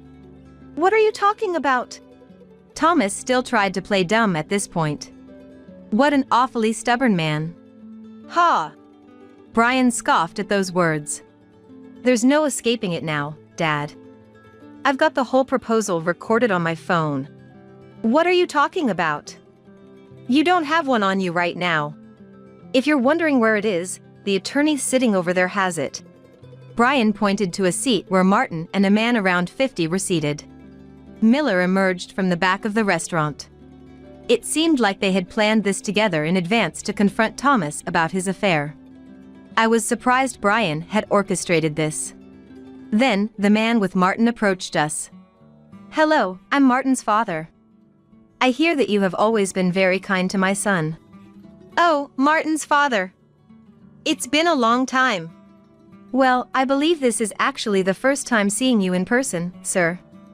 I'm ashamed to say I've left everything concerning my son's school to my wife." "Are you here for dinner with your family today?" Thomas seemed puzzled to find Martin and his father at such a place. Then Martin, sitting next to his dad, spoke up. "I asked him to be here with me, sir. My father's a lawyer. When I told him I had something I wanted him to look into, he had a friend investigate and found out you'd be here today with your mistress." Thomas looked surprised when he heard that Martin's father was a lawyer and that he was being investigated. Naturally, his guilty conscience must have made him react that way. I had no idea they had gone as far as to involve an attorney and a private investigator. Thomas glared at me sharply. "Chloe, what is this all about? I have no idea either. Mom has nothing to do with this, Dad. We're the ones who planned everything. Hearing these unexpected words from Brian, Thomas's eyes widened even more, and he froze in place. I wondered why Brian would go to such lengths. Then, Brian explained how he came to know about Thomas's affair through a message from Miller. Brian had been talking with Miller and Martin about what he could do without me finding out. But the three of them couldn't find a solution on their own, so Martin talked to his father, who is a lawyer. Even though it was a personal request, Martin's father agreed to help and had a private investigator look into Thomas's surroundings. One of Miller's relatives works at the restaurant where Thomas was meeting his mistress that day. They provided the dinner tickets to stake out Thomas. I wasn't sure whether to bring Mom along, but I wanted to clear things up. I couldn't stand the thought of you and Dad just pretending to be a couple anymore. I couldn't bear it. So, that's why Brian invited me here. I thought Brian was still a child. Yet, he had been thinking about his parents this much. I was truly surprised to see how grown-up Brian had become before I knew it. As I was lost in thought, Martin suddenly looked at Thomas and made a shocking statement. Mr. Jones, my father and his friend found that Arya is actually Mia, who was in the same class as Miller and me in our freshman year. What? Her name is Arya. It even says so on her business card. That must be a pseudonym for the club. Don't you remember Mia, who dropped out in December of our freshman year? That's her. Upon hearing this from Martin, Thomas looked at the woman named Arya. Arya? You're that girl, Mia, from back then. What are you talking about? Who's Mia? I don't know any Mia. Arya was desperately denying it, but she seemed to be panicking. Seeing Arya like this, Martin showed us a photo on his phone. A friend of mine went to the same middle school as Mia, and he showed me the graduation album. I took a photo of Mia's picture with my phone. Look at the large mole under the left eye. Isn't it the same as yours? Martin pointed at Arya's face. Arya covered the area under her eye with her hand, but it was too late. She gave up and smiled wryly. If I'm caught, so be it. Yes, I'm Mia, the one who couldn't stand being in Mr. Jones's class during my freshman year of high school. The Mia who was driven out of school because of such an awful homeroom teacher. The room went silent at Arya's drastic change in demeanor. What was she plotting by getting close to Thomas? As I pondered this, Thomas questioned Arya before I could. Driven out of school because of me? What do you mean? You probably don't remember. To you, I was just a mere shadow. Arya began to recount her time back then.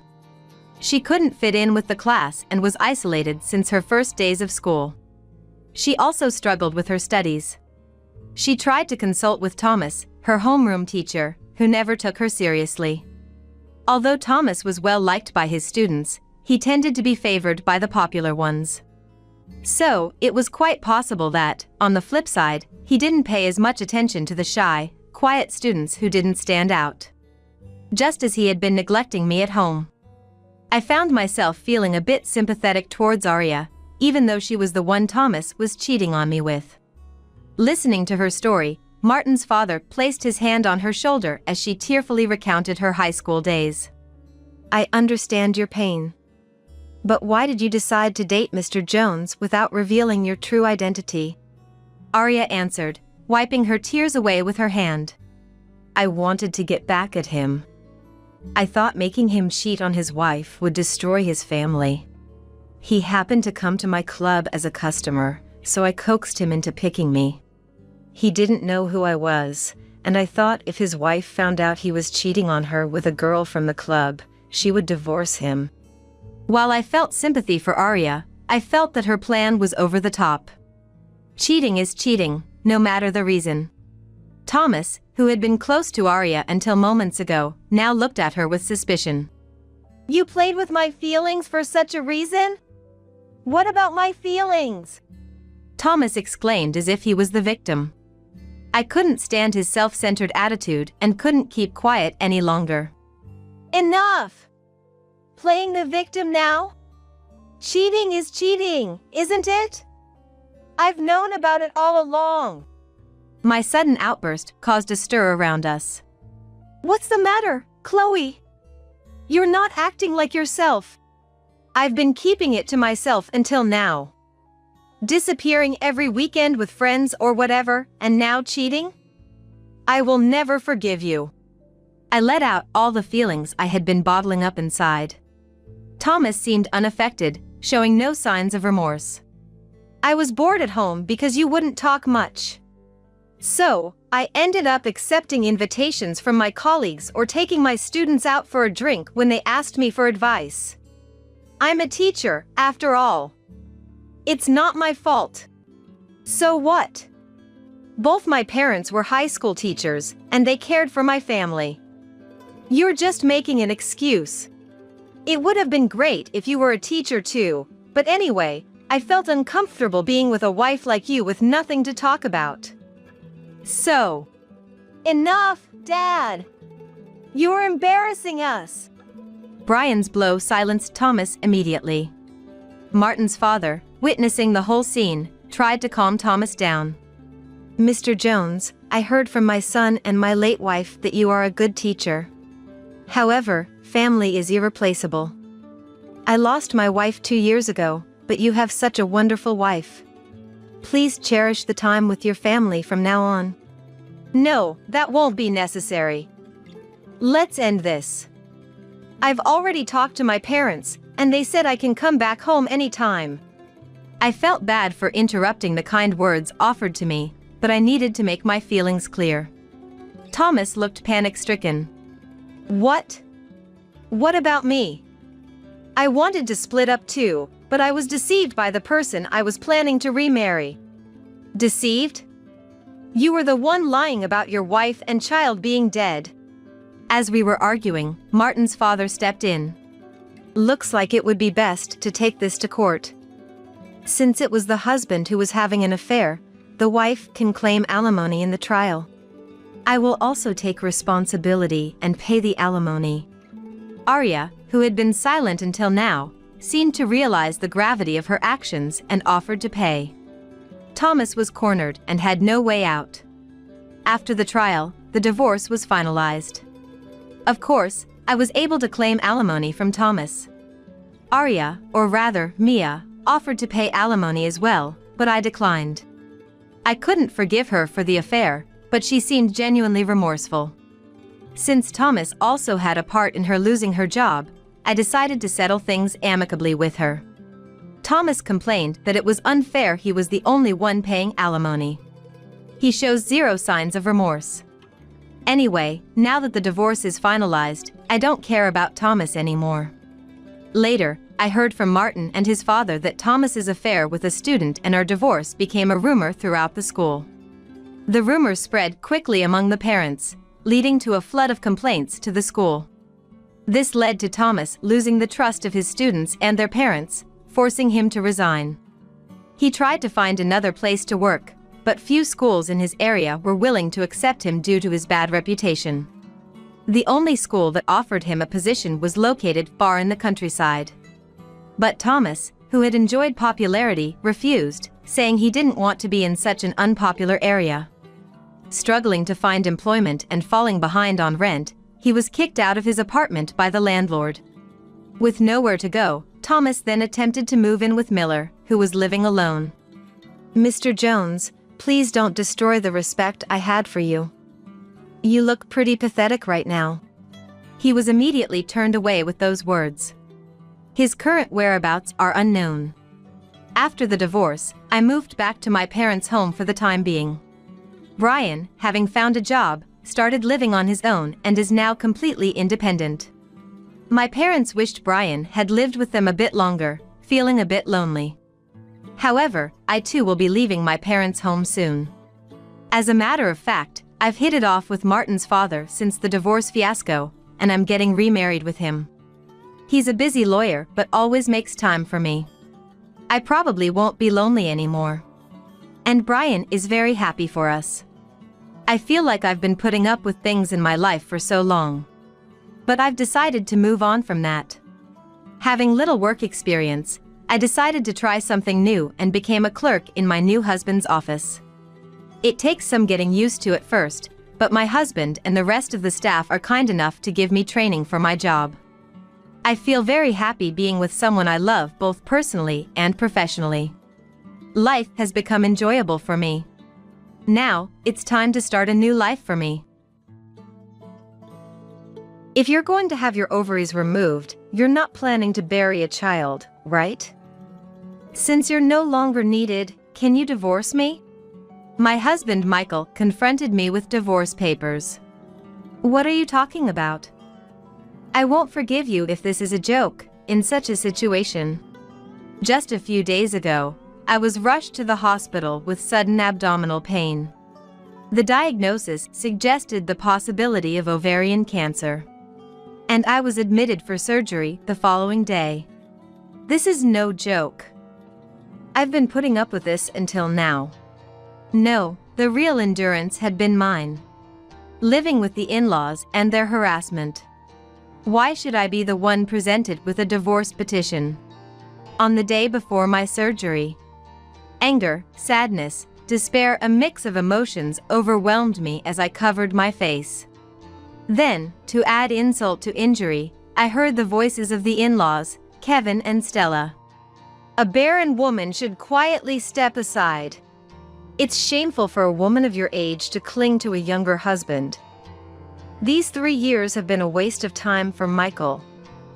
Please disappear from our lives quickly. Their words cut deep into my heart. Fighting back tears, I managed to steady my trembling right hand with my left and furiously signed my name. All right, this makes us complete strangers. With that, Michael pocketed the divorce papers. As he was leaving, Michael said, "Actually, there's a nice girl at work lately. She's young, cute, and healthy. Ah, it was right not to take the ugly genes from an old hag." I was speechless at his cruel words. Little did I know, meeting Michael again 3 years later would turn out to be quite unexpected. My name is Ava. I married Michael, who is 2 years younger, 2 years ago. We met at work when I was 38, and after his persistent pursuit, we got married. Having given up on marriage, I initially refused his advances. There are plenty of younger women out there. I like someone independent and calm like Ava. I might not be able to have children at 38. I don't want children, I want to be with you, Ava. Despite my objections, Michael insisted I was the only one for him, and I set just one condition for our marriage. Just promise me one thing. I'm not obsessed with having children due to my age. Let's not force ourselves to have children. Michael agreed to this condition, and we got married. Michael, who had always lived with his parents, insisted on continuing to do so after our marriage. I'm an only child, and I'll have to take care of my parents eventually. Why not live with my parents from the start? Though living with strangers at this age was daunting, I consented to live with his parents, Kevin and Stella, out of gratitude for marrying a leftover like me. However, I quickly realized this decision was a mistake. Ava will need you to do the shopping, cooking, dishwashing, garbage disposal, and bathroom cleaning. Why was I the only one expected to do so much when there were 4 adults living in the house? I felt uneasy from the start but couldn't voice my concerns. They seemed to think of me as a housekeeper. Ava, I want to eat Odin today. Ava, the entrance is getting dirty, please clean it. Ava, iron my shirts. What kind of life had the 3 of them been leading before I arrived? The in-laws' house wasn't dirty, so someone must have been doing the housework until I came. This realization only added to my frustration. Furthermore, the in-laws were overjoyed at the prospect of their only son getting married and expected a grandchild right away. You're nearly 40, you should start infertility treatments soon. No, we're fine without children. What are you saying? There's no point in marrying if you're not going to have children. The in-laws couldn't understand our choice not to have children. Well, we're not young anymore, so we decided not to be too nervous about having children, Michael said, trying to convince his parents at first. But the in-laws were persistent. No matter how much Michael tried to persuade them, the question of when we were going to have a grandchild would resurface after a few days. One day, Michael came into the room, red-faced. Mom said I should get checked at the hospital because it might be my fault you're not getting pregnant. Feeling wounded in his male pride, Michael started taking it out on me. It's not my fault, is it? Michael is just hurting himself. Of course, I didn't say it out loud, but my dissatisfaction grew day by day. We're proving it's your fault we can't have kids. We're going to the doctor. Eventually, Michael said something like that. However, I had no intention of undergoing fertility treatments, so naturally, I ignored what he said and lied about being too busy with work to escape from my in-laws' house. I'm home. Listen, Mom. The only saving grace was that my parents' house was near my office. Before going home, I'd stop by my parents' house to vent my frustrations. There, my loving parents, Thomas and Olivia, who had already retired and were enjoying their later years, were waiting for me. I wonder how they felt about their daughter, who got married close to 40, exploding with complaints about her in-laws and husband so soon after getting married. At first, I felt sorry for my parents, but they listened to my complaints as if they were a snack to accompany their drinks. Ava, what's wrong today? We got some nice liquor from the neighbor, let's drink together. Perhaps it was because my parents took it so lightly that I was able to complain. Why does everyone think marriage equals children? Plus, pregnancy and childbirth are all tough on women. And then to have the husband's parents complain. People are just set in their ways. Especially as they get older. I'm told I've softened with age. Dad has mellowed with age, hasn't he? Maybe Michael will turn out like Dad? With time, this situation will probably become a laughing matter. Just like this, my parents always encouraged me. Having my parents on my side always gave me strength, and I was somehow able to continue my marriage. Then one day, on my way home from work, I suddenly felt severe pain in my lower abdomen. What's this pain? Cold sweat broke out due to the pain, and I couldn't stand, sitting down on the sidewalk.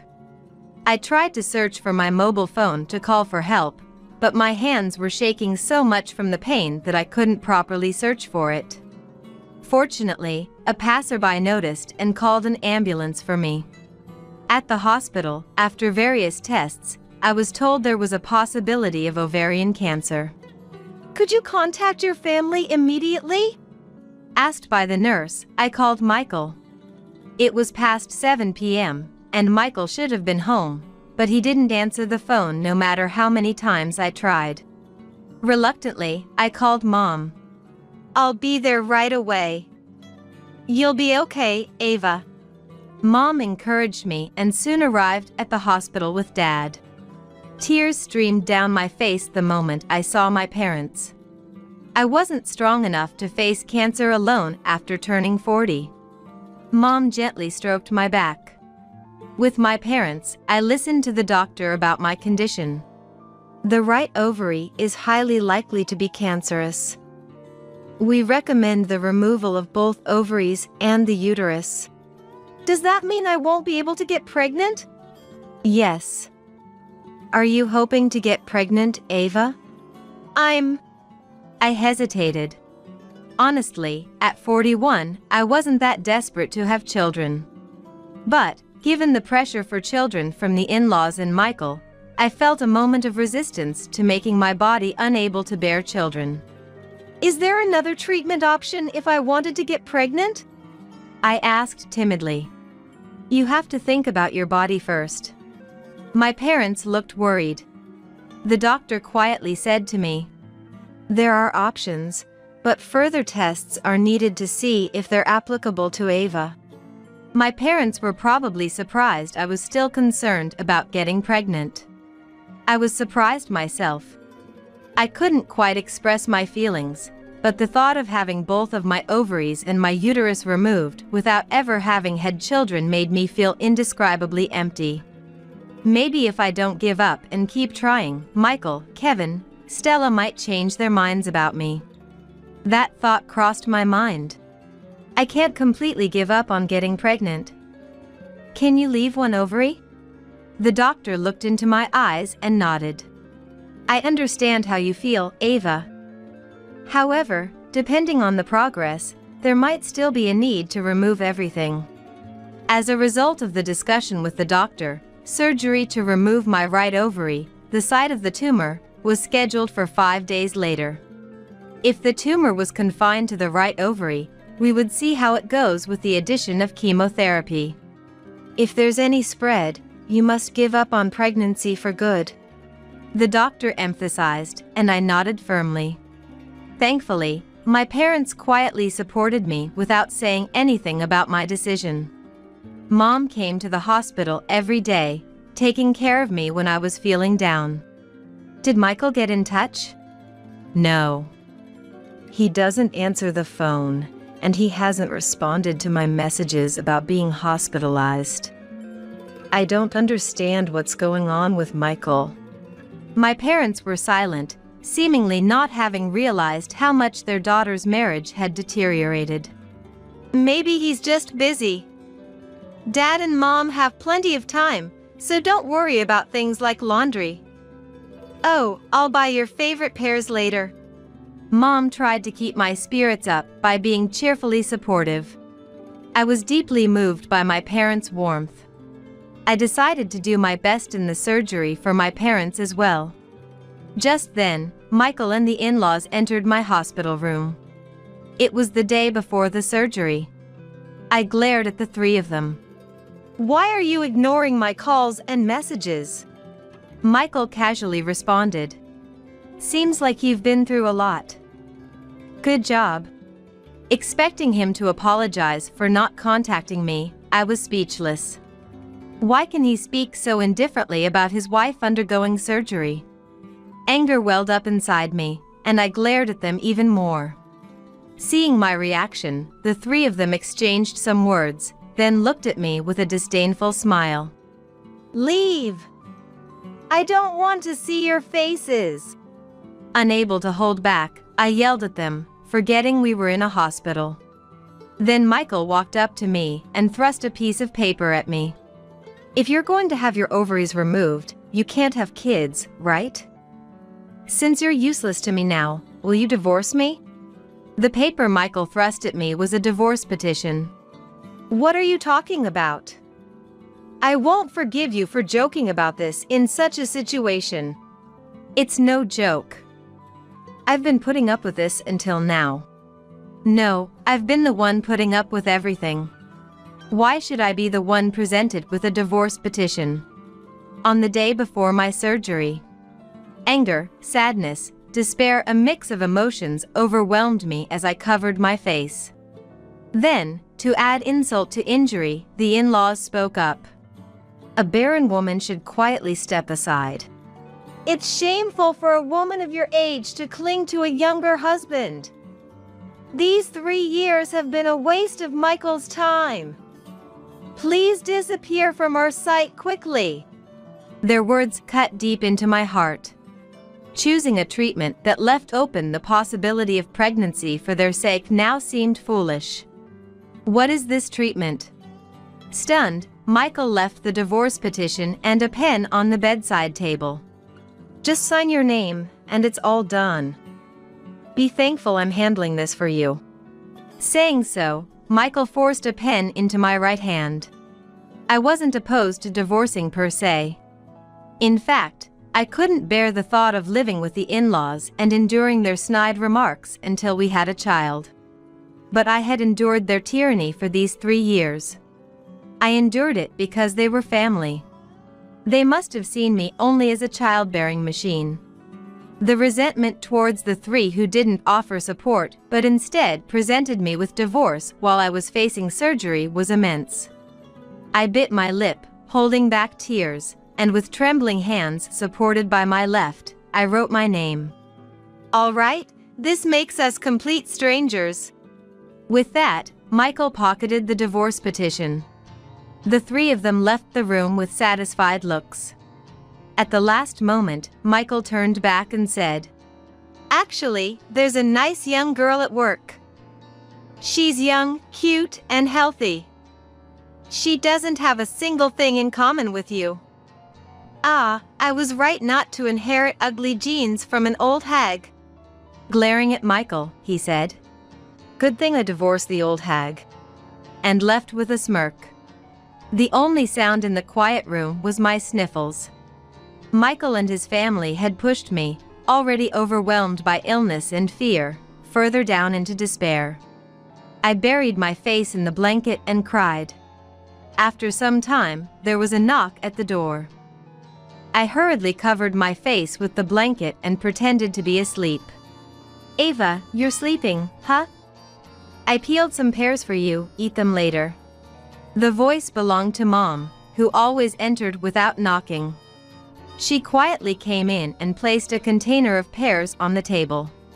I'll move all your stuff to our house today. After you're discharged, maybe you can help with the laundry. Oh, and Dad has started cooking. Look forward to Dad's cooking. I'll come back tomorrow morning. As Mom gently stroked the top of my head peeking out from the blanket, she quickly left the hospital room. It seemed like she knew everything without needing to say a word. Perhaps she had overheard the divorce conversation with Michael and the others outside the room.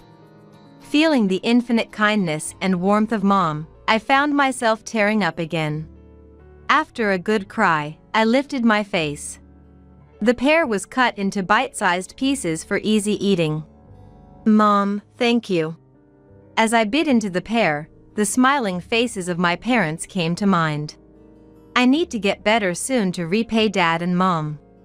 I decided to work hard on my treatment, with the goal of giving my parents peace of mind. The next day, I underwent surgery to remove my right ovary. It turned out to be cancerous as feared, but fortunately, the left ovary was normal. Next, I would undergo chemotherapy to target the unseen cells. The first round of chemotherapy was tough due to the medication not agreeing with me and the strong side effects. I couldn't eat anything, and as my hair fell out, I could see myself getting thinner. But my parents were always there to encourage me. Yesterday, we saw the meteor shower you like. Dad found 5 shooting stars. We made wishes, so you're definitely going to get better. Thinking about Dad, who normally wouldn't care about shooting stars, getting up in the middle of the night to watch the sky, filled me with a sense of his love and the warmth of family. Thanks to them, I was able to keep a strong resolve to fight for their sake. My hospital stay ended after 6 months, and I switched to outpatient treatment. If nobody uses it, it just collects dust. It's good that Ava is coming back. My parents didn't ask about the divorce. They simply brought me home as if it was the most natural thing. I couldn't return to society immediately and spent some time recuperating at home. Supported by my parents, I gradually began to recover my former self. And then, the second year after my surgery began. Before I got sick, I always lazed around on holidays, but after experiencing cancer, I made sure to live a regular, healthy life. Ah, that was a good walk. As I finished my usual morning walk and was about to enter the house, the mailman arrived and handed me a delivery. It was a letter with a baby's photo attached. The name on it was surprisingly Michael's. While I was fighting my illness, the man who left me had found happiness and even had the child his in-laws wished for. I wondered what he intended by letting me know this fact. Seeing the letter didn't make me feel good, but Michael was already a stranger to me. There was no need to waste my nerves on a stranger. I decided to move on. I knew my parents would be upset if they found the New Year's card. So as soon as I entered the house, I tore it up and threw it in the trash, making sure they would never know. I then managed to return to work. Since my parents' house was close to the company, I could commute without overexerting myself. How was the healthy sandwich? It was delicious. Thank you as always. Every day, Dad prepared a nutritionally balanced sandwich for me. This touched since this was something he had never done when I lived at home. Dad, you're really good at cooking. Did you always know how to cook? I whispered to Mom, who shook her head. Dad got excited about making Ava's sandwiches. He improved his cooking skills over the last few months. Watching Dad happily make sandwiches while humming, I could tell he was truly happy to see me well. Parents always give their children unconditional love, no matter their age. I wished I could be a parent who gives unconditional love like them. That thought made me smile. Having one ovary left didn't matter since I was still single. But I needed to stay healthy for my parents. And I promised myself to repay them one day. I have decided once again. Then, one day, Michael and the in-laws suddenly appeared in front of me. They were waiting for me to return from work in front of my parents' house. Ava.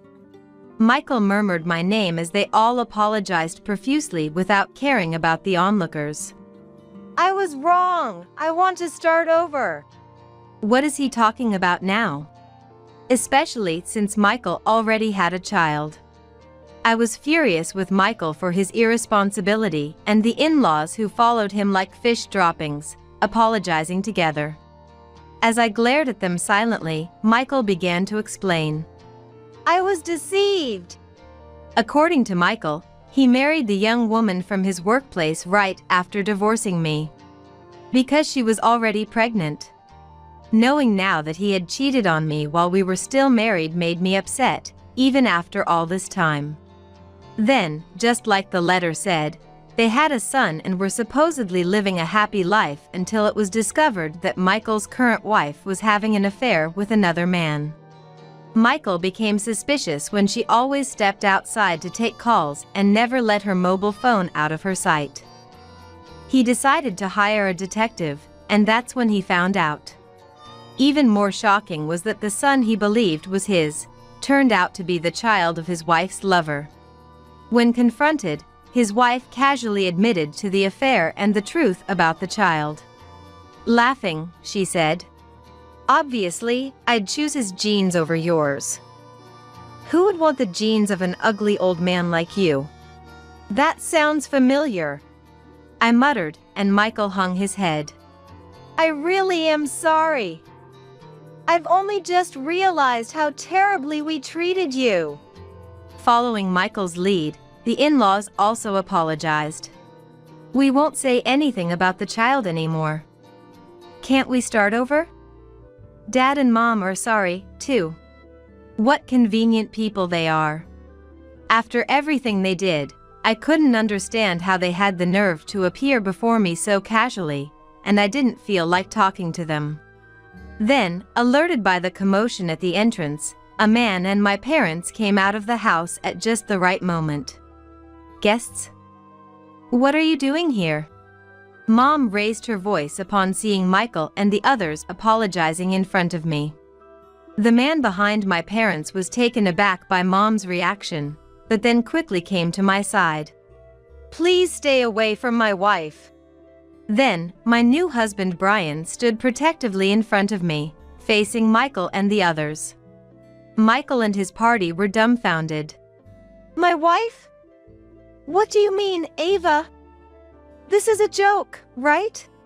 Why would you think it's a joke? I retorted, seizing the moment to fight back. Sorry, but I'm married to him now. Thanks to you insisting on that divorce, I found someone who loves me for who I am, not as a childbearing machine.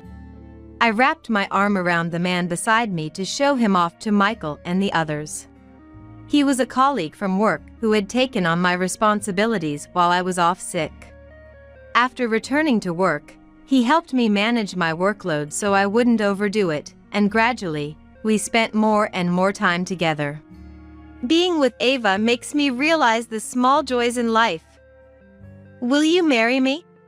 He proposed, accepting me for who I am, and we got married 6 months ago. Wait, your stomach! Are you pregnant? At that moment, Michael's mother screamed upon noticing my noticeably larger abdomen.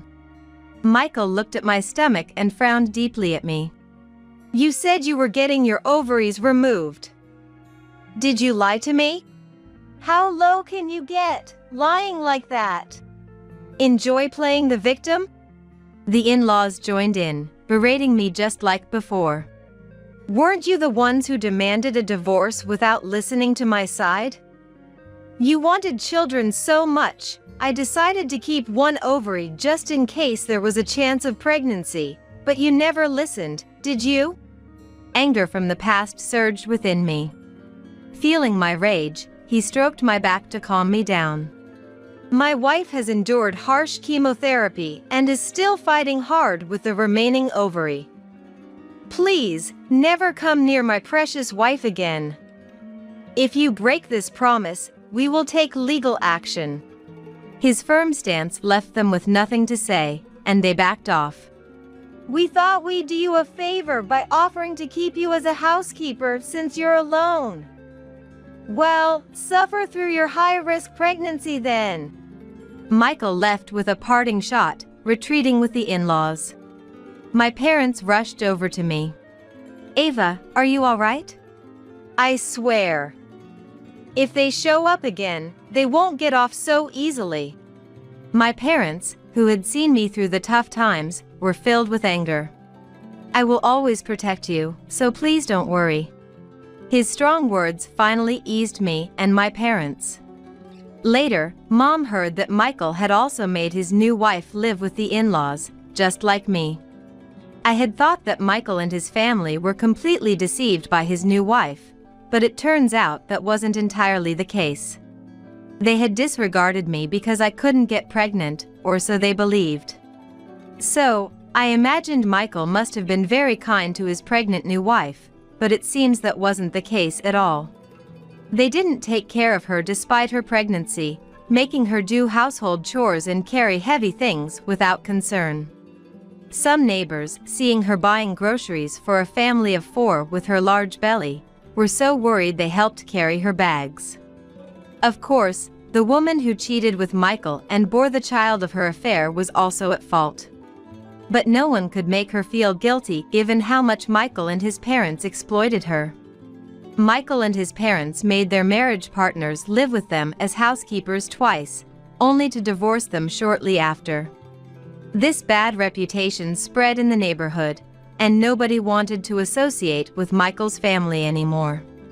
Still, they continued looking for a wife to take care of them, but as soon as Michael brought a woman home, neighbors would warn her about their reputation. Thanks to this, no woman became their victim again, and the 3 of them now live a meager life under the strange gazes of the neighborhood. Was their house always full of trash before Ava married in? No, they kept it fairly clean. I guess without a wife, Stella must manage the household well. I see. Mom nodded, understanding. Lately, Stella hasn't been well, probably due to her age. While Michael works, he has to take care of Stella, but with just the 2 men, the house has recently become neglected. They only have themselves to blame. They have to figure it out as a family of 3, blood-related. They need to deeply reflect on how they've mistreated their marriage partners. Mom, I'm home. Just then, my daughter and husband returned. Welcome back, we've been waiting. Let's play with Grandma. Seeing Mom, my daughter rushed into her arms with the brightest smile. My daughter turned 2 this year. When she was born, my husband and parents cried and thanked me. There were times I doubted why I chose to keep one ovary for treatment, feeling guilty towards my quietly supportive parents. But now, I have no regrets. Because I have such a wonderful family. After giving birth, our family of 3 started living in an apartment close to my parents' house. My parents would come over with extra dishes they made or vegetables they received, always finding reasons to visit. Though I've resigned myself to the fact that having another child at my age is unlikely, my daughter never feels lonely because my parents are always there to play with her, which has been a great help to me. Grandma's joining us for dinner, right? Is that okay, Ava? Of course, invite Dad too. Thank you. Dad said he's bringing some pears from the fridge. Our ordinary, warm conversations filled the air. Harassment, divorce, illness. I've hit rock bottom at times, but thanks to my parents and my current husband, I'm living happily. And my daughter, who came into my life when I had almost given up on pouring unconditional love like Dad and Mom, has made my life shine brighter. Mom, here, take this. My daughter placed an acorn she picked up in the park into my palm. Wow, thank you. I'll treasure it. I hugged my daughter. Together as a family, caring for each other, we want to continue cherishing the small joys of life. What is a real family? Is it about being blood related? If that's all it takes to be a family, then I have none. But if someone tells me that's not the case, if there's someone who believes that's not all there is to family, I want to be a family with that person. My name is Melody. At 32, I'm finally getting married and am in the midst of happiness. I met my fiancé Patrick at work, through a certain topic of conversation. After various things, we started dating, and following 2 years of being together, he proposed. I will definitely make you happy. Let's build a warm family together. The moment he said that, I couldn't stop crying. I never intended to get married. I, who had no interest in romance, thought my life would be dedicated to my work. Life is unpredictable. But I can't just be swept away by the word marriage. Family meetings, announcements to various people. Meetings with the wedding venue. And looking for a new home. The days are dizzyingly busy, but it's not a burden because I'm happy. Everything is so enjoyable. However, life has its ups and downs. There's always someone to ruin your happy moments. One day, on a rare day off, while I was relaxing at home, I had visitors. It was my brother Benjamin and my sister-in-law Lily. I live in my parents' house, and when Benjamin and Lily came, my parents had just gone out, unfortunately. I wish they had contacted me in advance. They said they were nearby and decided to stop by. Well, this is Benjamin's parents' house, so they're free to come whenever they want. But all I can do is serve coffee, you know? Just seeing your face, so full of happiness because you're getting married, is enough for me. Saying that, Benjamin patted my head. What's it like to pat the head of your sister, who's over 30? I sometimes wonder, but no matter the age, Benjamin's gentle and warm hand always brings happiness to my heart. Even when I become a grandmother, I'd like to be patted by those wrinkly old hands. Benjamin, still with few wrinkles on his hands or face, is 35. He just married a young woman 10 years his junior last year. For me, Lily is also much younger. Welcome, Lily. When I greet her like this. Thanks. Lily's response is always quite cold. That's just how she is. While Benjamin and I were talking in the entrance for a bit, Lily promptly entered the house and sprawled out on the living room sofa, as usual. Everything as usual. At first, I was amazed, but if this is Lily's normal, it's not for me to comment. If it bothers anyone, Benjamin will say something, so I keep quiet. But there's one behavior that still concerns me. It was when Benjamin stepped away to the bathroom. Hey, Melody. The moment she calls my name, I brace myself, as usual. To me like that, Lily said. Are you really going to be a housewife after getting married? At the family meeting of me and Patrick's families, I talked about quitting my job to become a housewife, and Lily knew because she was there. That's right. Really? Become unemployed, for real?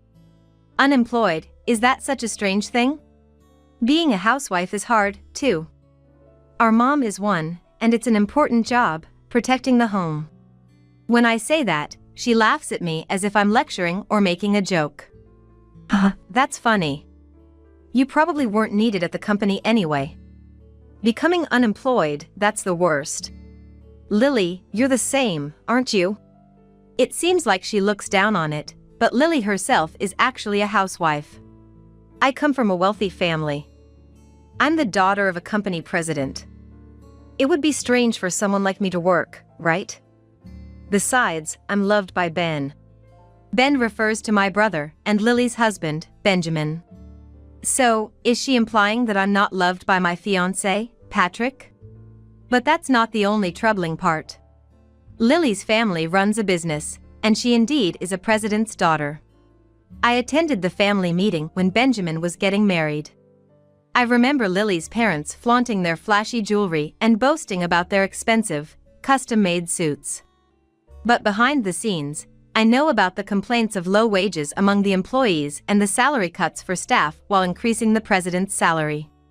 Moreover, Lily, who doesn't actually work, gets paid as an employee. It felt like seeing the dark side of small, family-run businesses. Growing up in such a family, there are many things about Lily that make me wonder where the president's daughter is in her. For starters, stop monopolizing the sofa by sprawling out on it. And what's with rummaging through someone else's fridge and shelves, taking out drinks and snacks?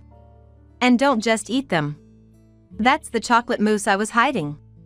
I bought it on my way home from work yesterday and was planning to have it for a snack. I was just helping you not to get any fatter. You should be thankful. Thankful, my foot. I was irritated, but I am the elder one. Getting seriously angry over a younger person's joke would only add to my gray hairs and wrinkles. The best thing is to ignore it. But Lily's audacity doesn't end there. It happened during the crucial wedding dress selection for my wedding. Mom wanted to see it too, so she left work early to meet me, but somehow, Lily was also there. Yikes! An unrefined exclamation slipped from my mouth. I just can't be that tolerant. Sorry, but no.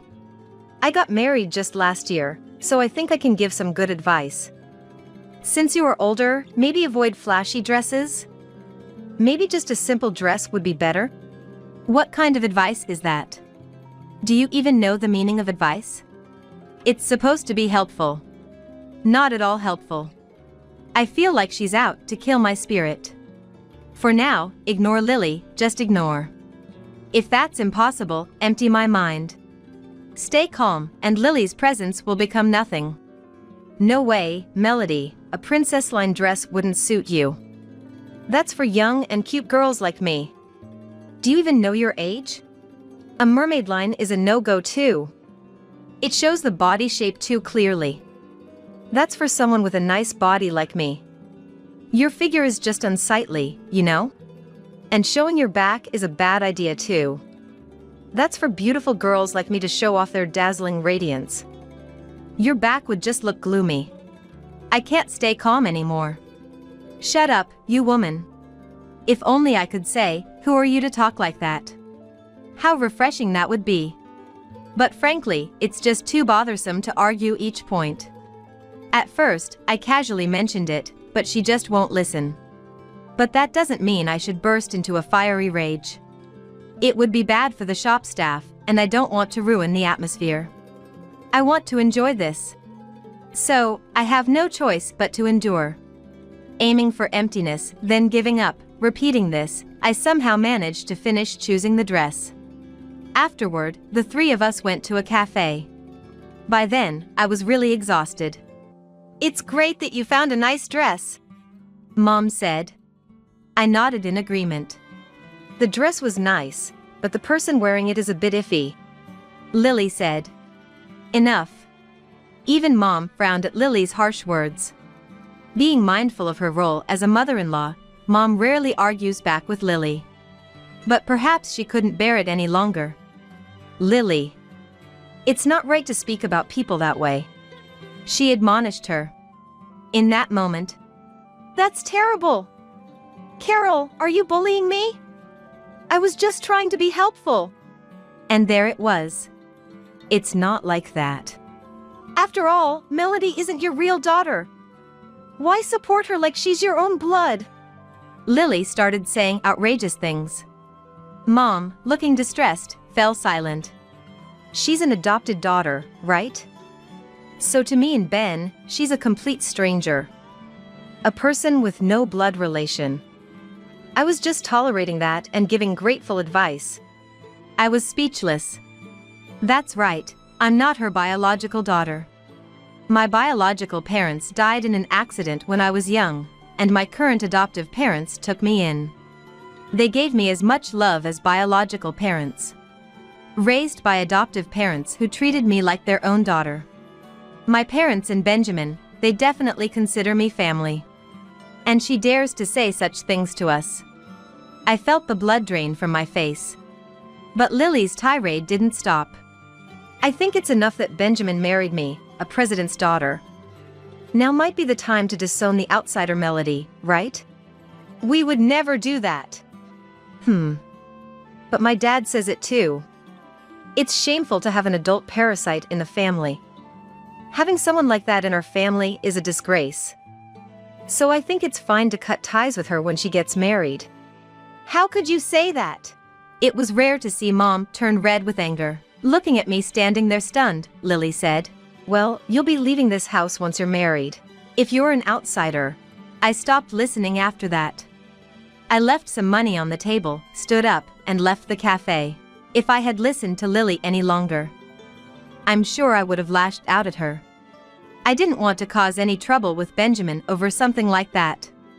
Despite the irritation, the days leading up to the wedding were still busy.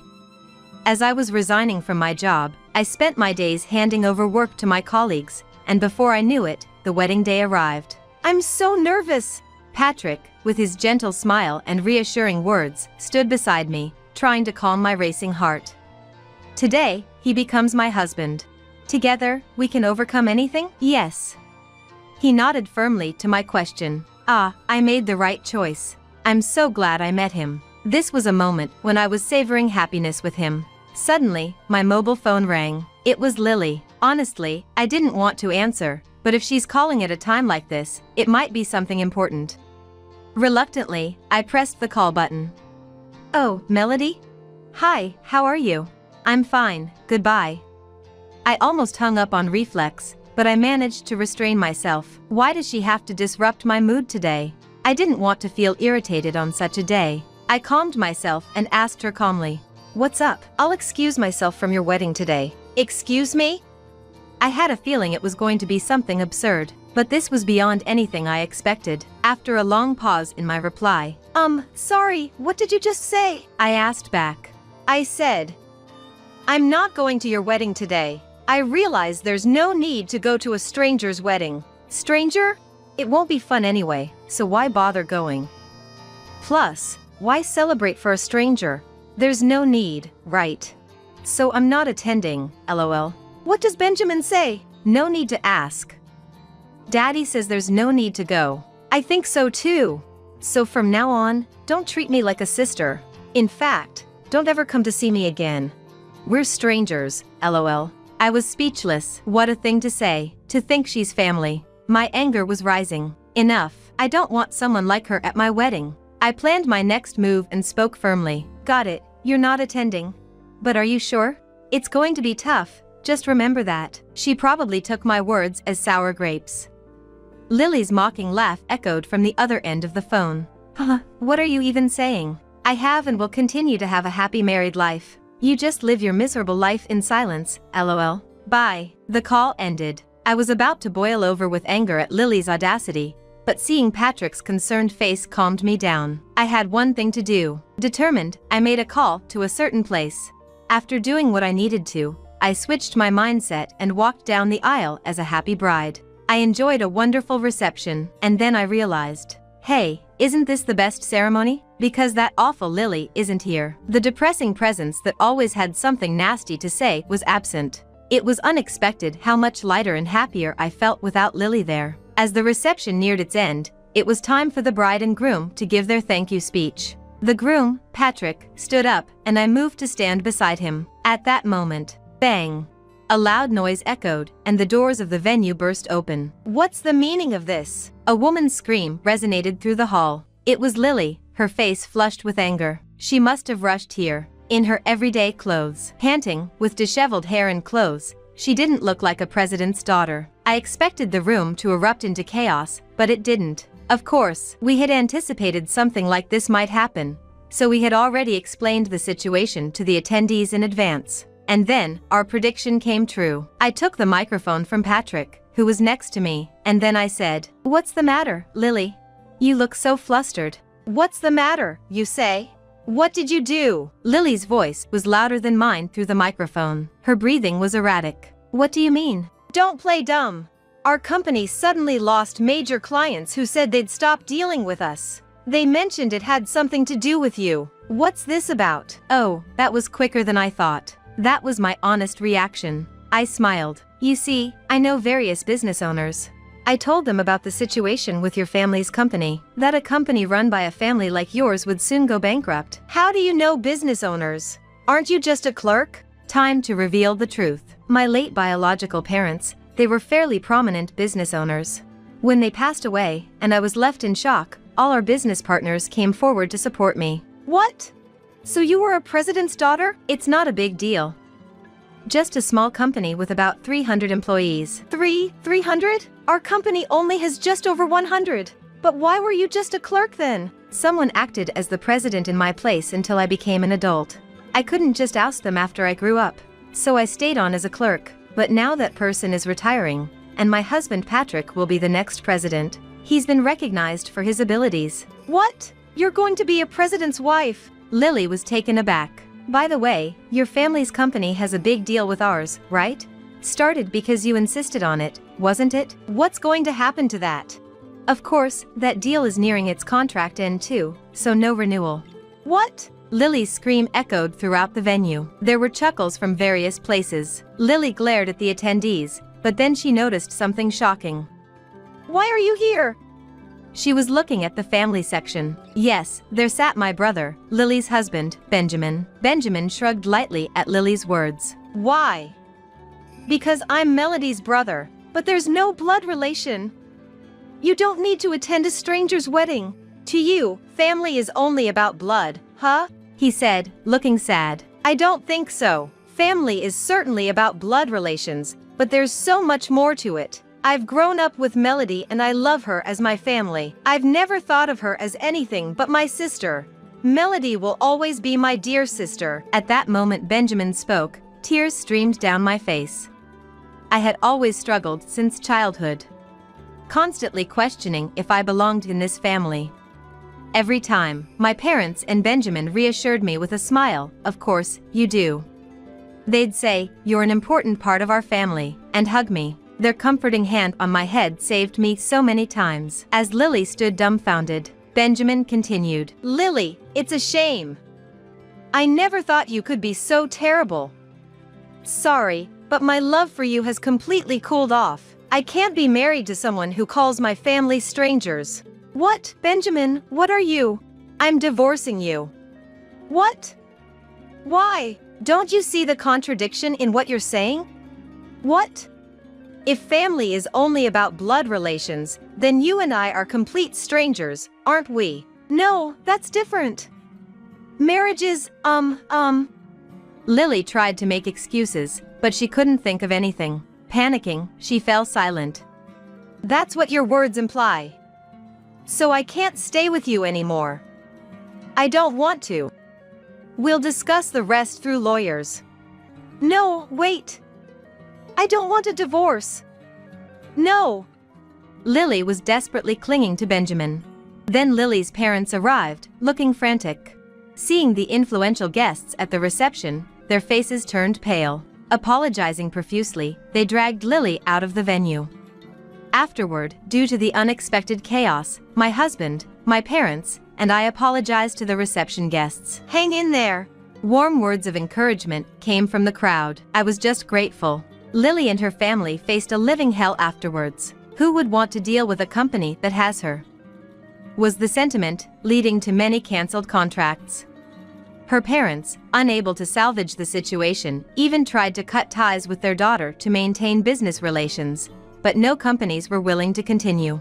Finally, Lily's parents retired, and an employee, chosen by the unanimous decision of the clients for their competence, became the new head, saving the company. I was relieved inside. I couldn't forgive Lily and her parents, but the company's employees were innocent. If Lily's parents hadn't stepped down, I would have offered those employees a place at our company. But, to my surprise, Lily's parents resigned with dignity. They planned to live a modest life in the countryside. As for Lily, despite her complaints about the divorce, it was finalized quite easily in the end. Why, you ask? Because a shocking affair came to light. I won't delve into the details, but Lily, who received a generous allowance as a president's daughter, was apparently frolicking with a man she met online while Benjamin was at work. Benjamin, noticing this, had been quietly gathering evidence. He was considering the right moment to bring up the divorce. I feel sorry for Benjamin, but I hope he finds happiness in the future. Lily, divorced by Benjamin and disowned by her parents. She apparently reached out to many acquaintances, but no one responded, and it's said she disappeared into the night. Her whereabouts are unknown since then. As for me, I'm living a love-filled newlywed life with Patrick. One day we had this conversation. Shall we go visit the grave soon? I suggested. Yeah, there's so much I want to report to Dad and the others. Patrick replied. My parents and Patrick's parents both perished in the same major accident. We were both shocked to learn of our shared circumstances at work. In fact, that's how Patrick and I first connected. It must have been a bond formed by our parents in heaven. A precious gift of deep love from our parents watching over us from above. And here on earth, our adoptive parents watch over us with love. There's no greater happiness. Family isn't just about blood relations. It's about being tied together by a much stronger bond. Patrick gently took my hand. I grasped his warm hand tightly and smiled. Hey, cruel wife. How many times do I have to tell you? The fork. There's no fork.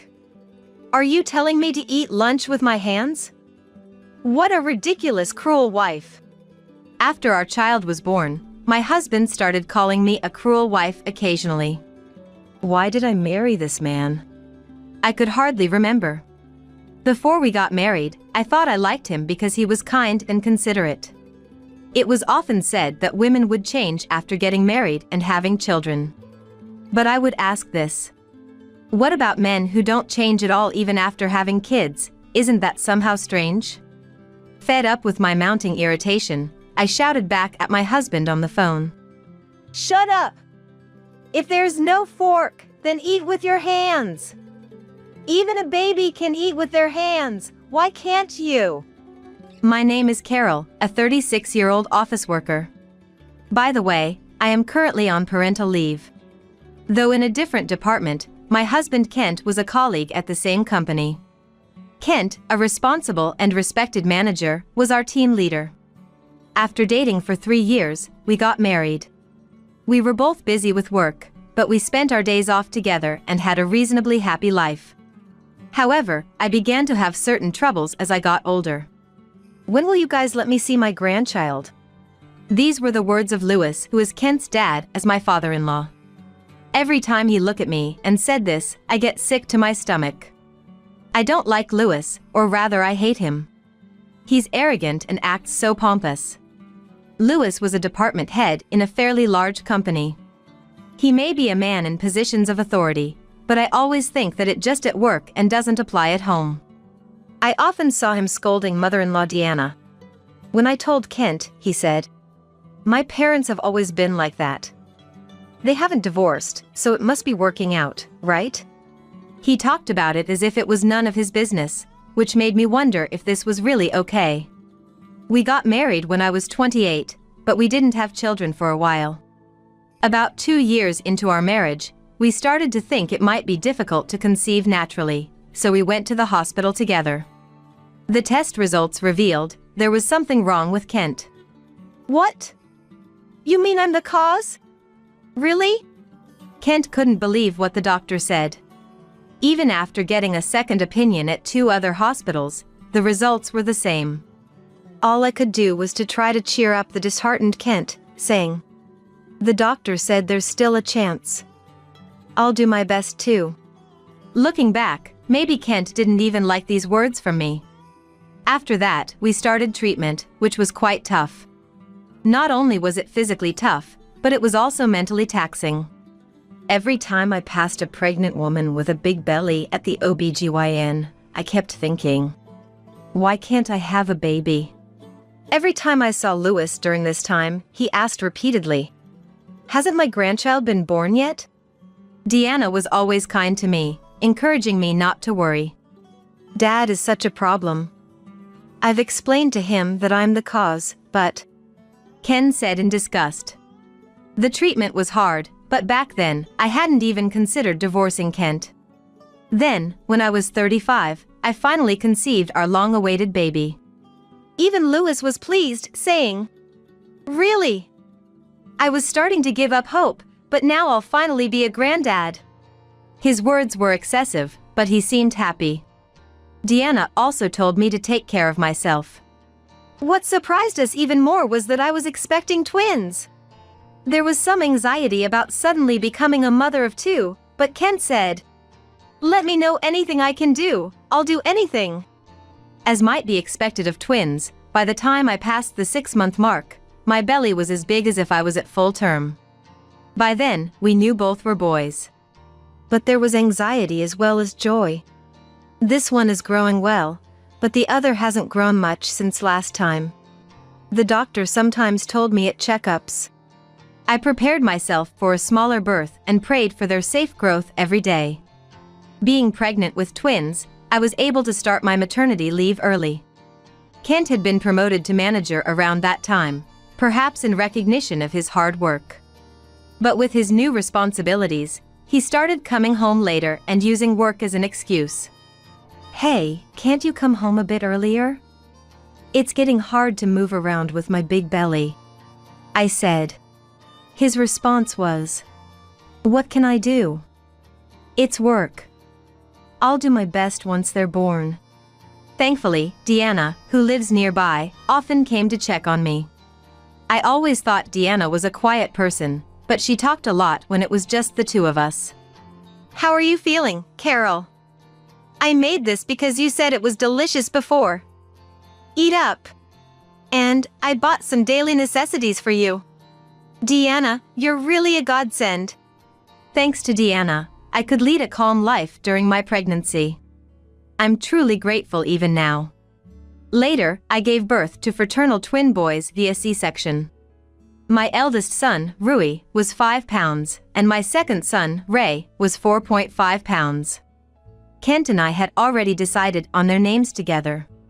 I was discharged from the hospital after about a week, but the boys couldn't come home due to their low weight. On the day of my discharge, Kent came to pick me up. I was depressed, but he said, "Think of it as a chance to rest for a while. Let's be positive." Frustrated by Kent's off-the-mark comment, my irritation peaked when I got home. "What is this?" The house was a mess, the table cluttered with stuff, and the sink overflowed with dishes. Even Kent realized it was bad and said, "I was going to clean up, but I've been busy with work, and on my days off, I'm too tired and sleep in, and I thought, you're coming back today anyway." Realizing he expected me to clean up made me more sad than angry. "Kent, didn't you say you'd step up once the kids were born?" "Of course, I'll help with anything I can." "But the kids are still in the hospital, so I thought it's okay to start helping once they're back," he said with a careless laugh. I just told him to look up how to care for someone postpartum and locked myself in the bedroom. A few minutes later, he quietly opened the door. "Sorry, Carol. I looked up how to care for someone after giving birth. You're right, I shouldn't make you strain yourself. Rest easy today. Starting tomorrow, you'll just do as much as you can. With a smug face, he left the room. What does he mean by starting tomorrow, you'll just do as much as you can? It seemed Kent still didn't understand the meaning of rest. Perhaps I could have relied on my parents, but my brother and his wife lived there, and their eldest child was a student preparing for exams then. When I told about my pregnancy, that night my sister-in-law messaged, "Are you planning to come to our parents' home after giving birth? Please keep it short if possible, since our eldest son is studying for exams." I might have said the same if I were in her shoes. My mom was supposed to help me after my discharge, but she fractured her leg falling down the stairs the day before I was discharged. Considering Kent's behavior today, he probably won't be of much help. But the next day, my savior appeared. Congratulations on your discharge, Carol. When Kent told me you needed help, I wondered what happened. Rely on me for anything, she said. To me, Deanna seemed like a goddess. Since I needed to breastfeed, Deanna drove me to the hospital every day. Once I asked Kent to deliver pumped breast milk to the hospital because of feeling unwell, he said. Me? Impossible, I'll be late for work. I'll tell Mom. And left for work quickly. Kent always left inconvenient tasks to others. Kent will surely do more once childcare starts, and I need to try harder too. At that time, I still had the energy to think that way. A month after giving birth, my son's discharge was arranged. I was overjoyed at the thought of finally living together. On the day we brought the boys home, Louis visited and said, "This one is quite small, is he okay?" Compared to him, this one looks healthy. He ignored quiet and smaller Ray, only doting on Rui. What's with this old man? Enough already. I prayed the boys wouldn't get attached to Louis. Taking care of twins was far beyond my imagination. Feeding was doubled and they rarely slept at the same time. One of them was always awake. When both cried at the same time, I almost panicked. Deanna came almost every day, and my mom, whose leg was getting better, also visited regularly. Without these two mothers, I might have collapsed. Deanna and Mom seem to get along well. We'll take care of Rui and Ray, so you should sleep while you can. They insisted, pushing me into the bedroom. I managed during the day, but the problem was at night. Kent, who said he'd do his best once the kids were born, hadn't changed. He still came home late, and by the time he arrived, I had finished bathing the babies. The most he did was admire the twins' cute sleeping faces. They're so cute. He often made them wake up by touching their cheeks. When they woke up and cried, the other would join in. Hey! They just fell asleep after so much effort. Don't mess it up. I snapped. You get angry like that again. Carol, you've been too irritable since having the babies. Remember, they can see you. He joked. Huh. It's your fault. I became upset as Kent complained and quickly headed for a shower. Kent ate the meals I made whenever he wanted to eat, and took a bath I prepare whenever he wanted to take. And he slept and woke up at his own convenience. Even when the kids cry, he never seems to hear them and remains asleep. It's the same with diaper changing. He does change them if I ask, albeit awkwardly. However, when it's poop, he stubbornly refuses, exclaiming, "Whoa! Carol, come here." Rui pooped, so change his diaper quickly. What does he mean by doing his best? Is this it? That can't be true, right? I felt like I wasn't co-parenting with Kent. I would have collapsed if it weren't for Mom and Deanna. When I was pregnant with the twins, I begged Kent many times to take paternity leave. I asked, but it's difficult. It's a pity, but I'll do my best when I get home from work, he said. And this was the result. Furthermore, Kent told me, "At my company, no man takes parental leave. The wives of my colleagues make lunch every day. Professional moms are different, huh?" Before giving birth, I used to make Kent's lunch every day. I didn't have time for that since the twins came, so he had to buy lunch or eat out. Kent seemed annoyed by this, and I felt his sarcasm. By then, my love for Kent had completely cooled. Could anyone still love their husband in this situation? Maybe it's time for a divorce. He hardly contributes to household chores, just complains. But raising twins alone, that's unsettling.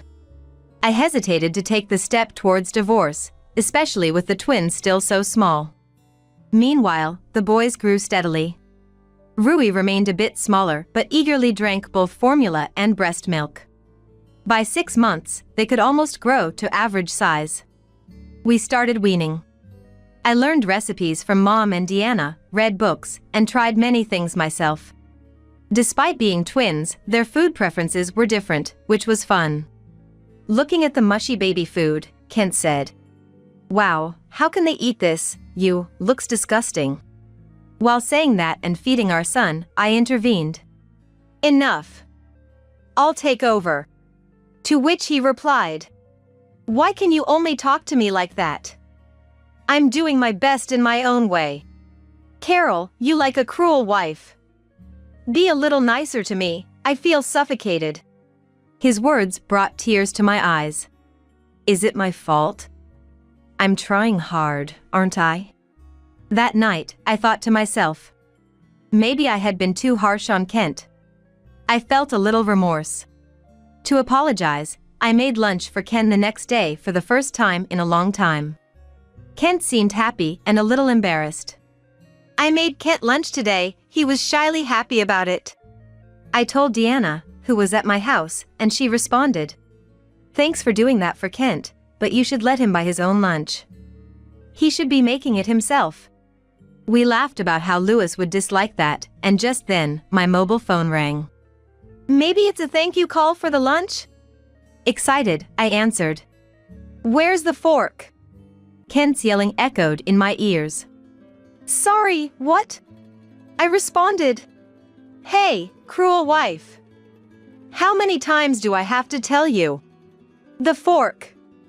There's no fork in the lunch. Are you telling me to eat with my hands? What a ridiculous cruel wife." As I fell silent, he said to me, "Is this payback for yesterday? You really have a bad attitude. Bring me a fork in 5 minutes." I felt bad about forgetting the fork. But did he need to be told this much? At that moment, I stopped seeing this man as family. Maybe it was too late, even by my own standards. My anger welled up and it reached its peak. Without regard to Deanna being next to me, I shouted, "Shut up! If there's no fork, then eat with your hands. Even a baby can eat with their hands, why can't you?" Perhaps Kent didn't expect such a reaction and said, "We're getting a divorce, that's it with you, the cruel wife. We'll talk when I get home." And hung up. I glanced at Deanna, who had an unexpected reaction. Kent came home very early that night, perhaps finishing work at a normal time. Behind him, Louis and Deanna were there. Louis sat down arrogantly and demanded, "Hey, coffee!" Thinking it was probably the last time I'd see this uncle, I silently made coffee. "I've heard most of it from Kent. Aren't you being a bit too selfish?" Louis spoke to me arrogantly as usual, laughing at the idea of a housewife being so bossy. "I was an office worker, just on parental leave, but I didn't feel like explaining." I said, "Really? I just get so irritated with Kent, who shows no responsibility or awareness as a father after the birth of our children." Louis sighed. Men are like that. I was the same. It can't be helped. You're the reason we couldn't have grandchildren for so long, yet you haven't apologized to our family? Huh? What did this man just say? So that's why he was so harsh on me. Kent looked uneasy next to Louis, who demanded an apology. Really? That's a lie from Kent. The issue lies with your son. I pulled out Kent's medical results and slammed them in front of Louis. Even Louis was taken aback and accused him. "Carol, I'm sorry. I said those things, but I don't really want a divorce. I apologize for lying about the test results. I just couldn't believe them. Kent apparently didn't want a divorce. He probably thought bringing Louis and Deanna would work in his favor. I quietly handed him the divorce papers. A joke, right? Rui and Ray are still so young. You want to make them poor fatherless children? Better fatherless than with a father like you. You're always lying, Kent. You never change, always saying you'll do your best.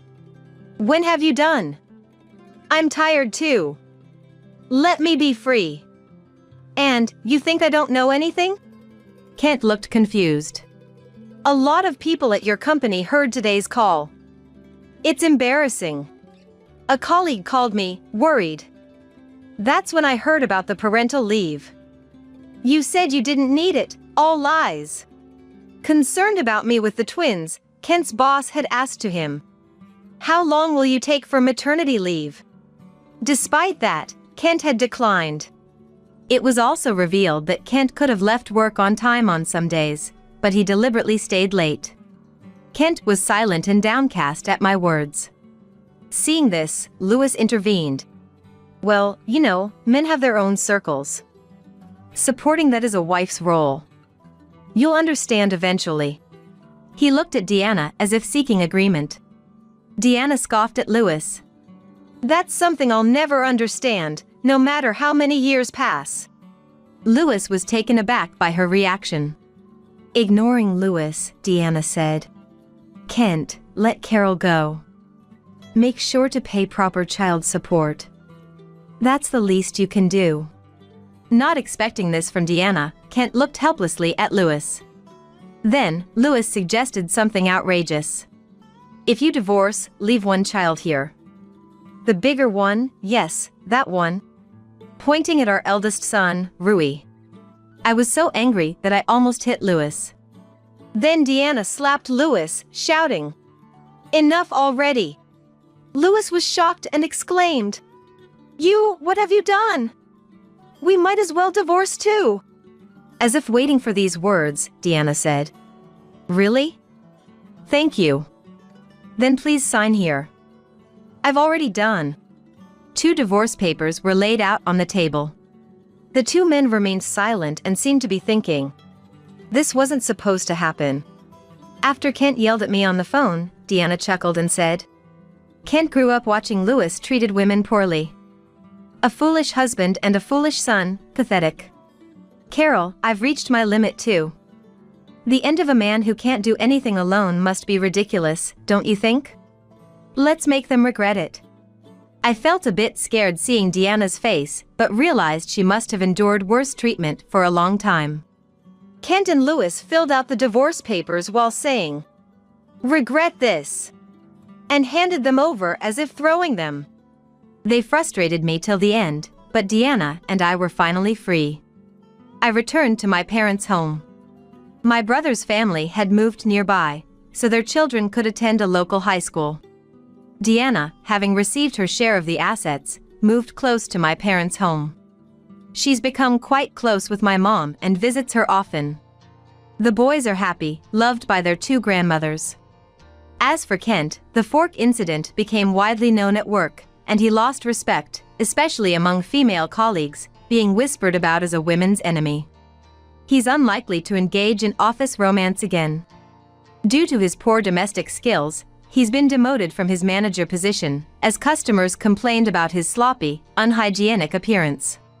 His diet has deteriorated, and he's gained weight. Feeling uncomfortable, he recently requested a transfer. By the time I return from parental leave, Kent won't be at the same company. Similarly, Louis's personal life suffered. He tried to make this incident a laughing matter with his superiors over drinks, but the room fell silent. "The way I see it, a man who can't treasure his family isn't worth much," the CEO personally told him, so Louis's remaining months until retirement will be uncomfortable. He'll likely spend his old age alone. Both got what they deserved. Deanna started part-time work at a nearby grocery store and seems to be enjoying her days. I'm happy for her. The twins, Rui and Ray, are about to celebrate their first birthday. A few days ago, the two of them started walking at the same time. I was so moved that I couldn't help but burst into tears. They have different food preferences, but they like the same toys and are now playfully fighting over them, saying ah. Ah. Watching them, I vowed to be a strong mother.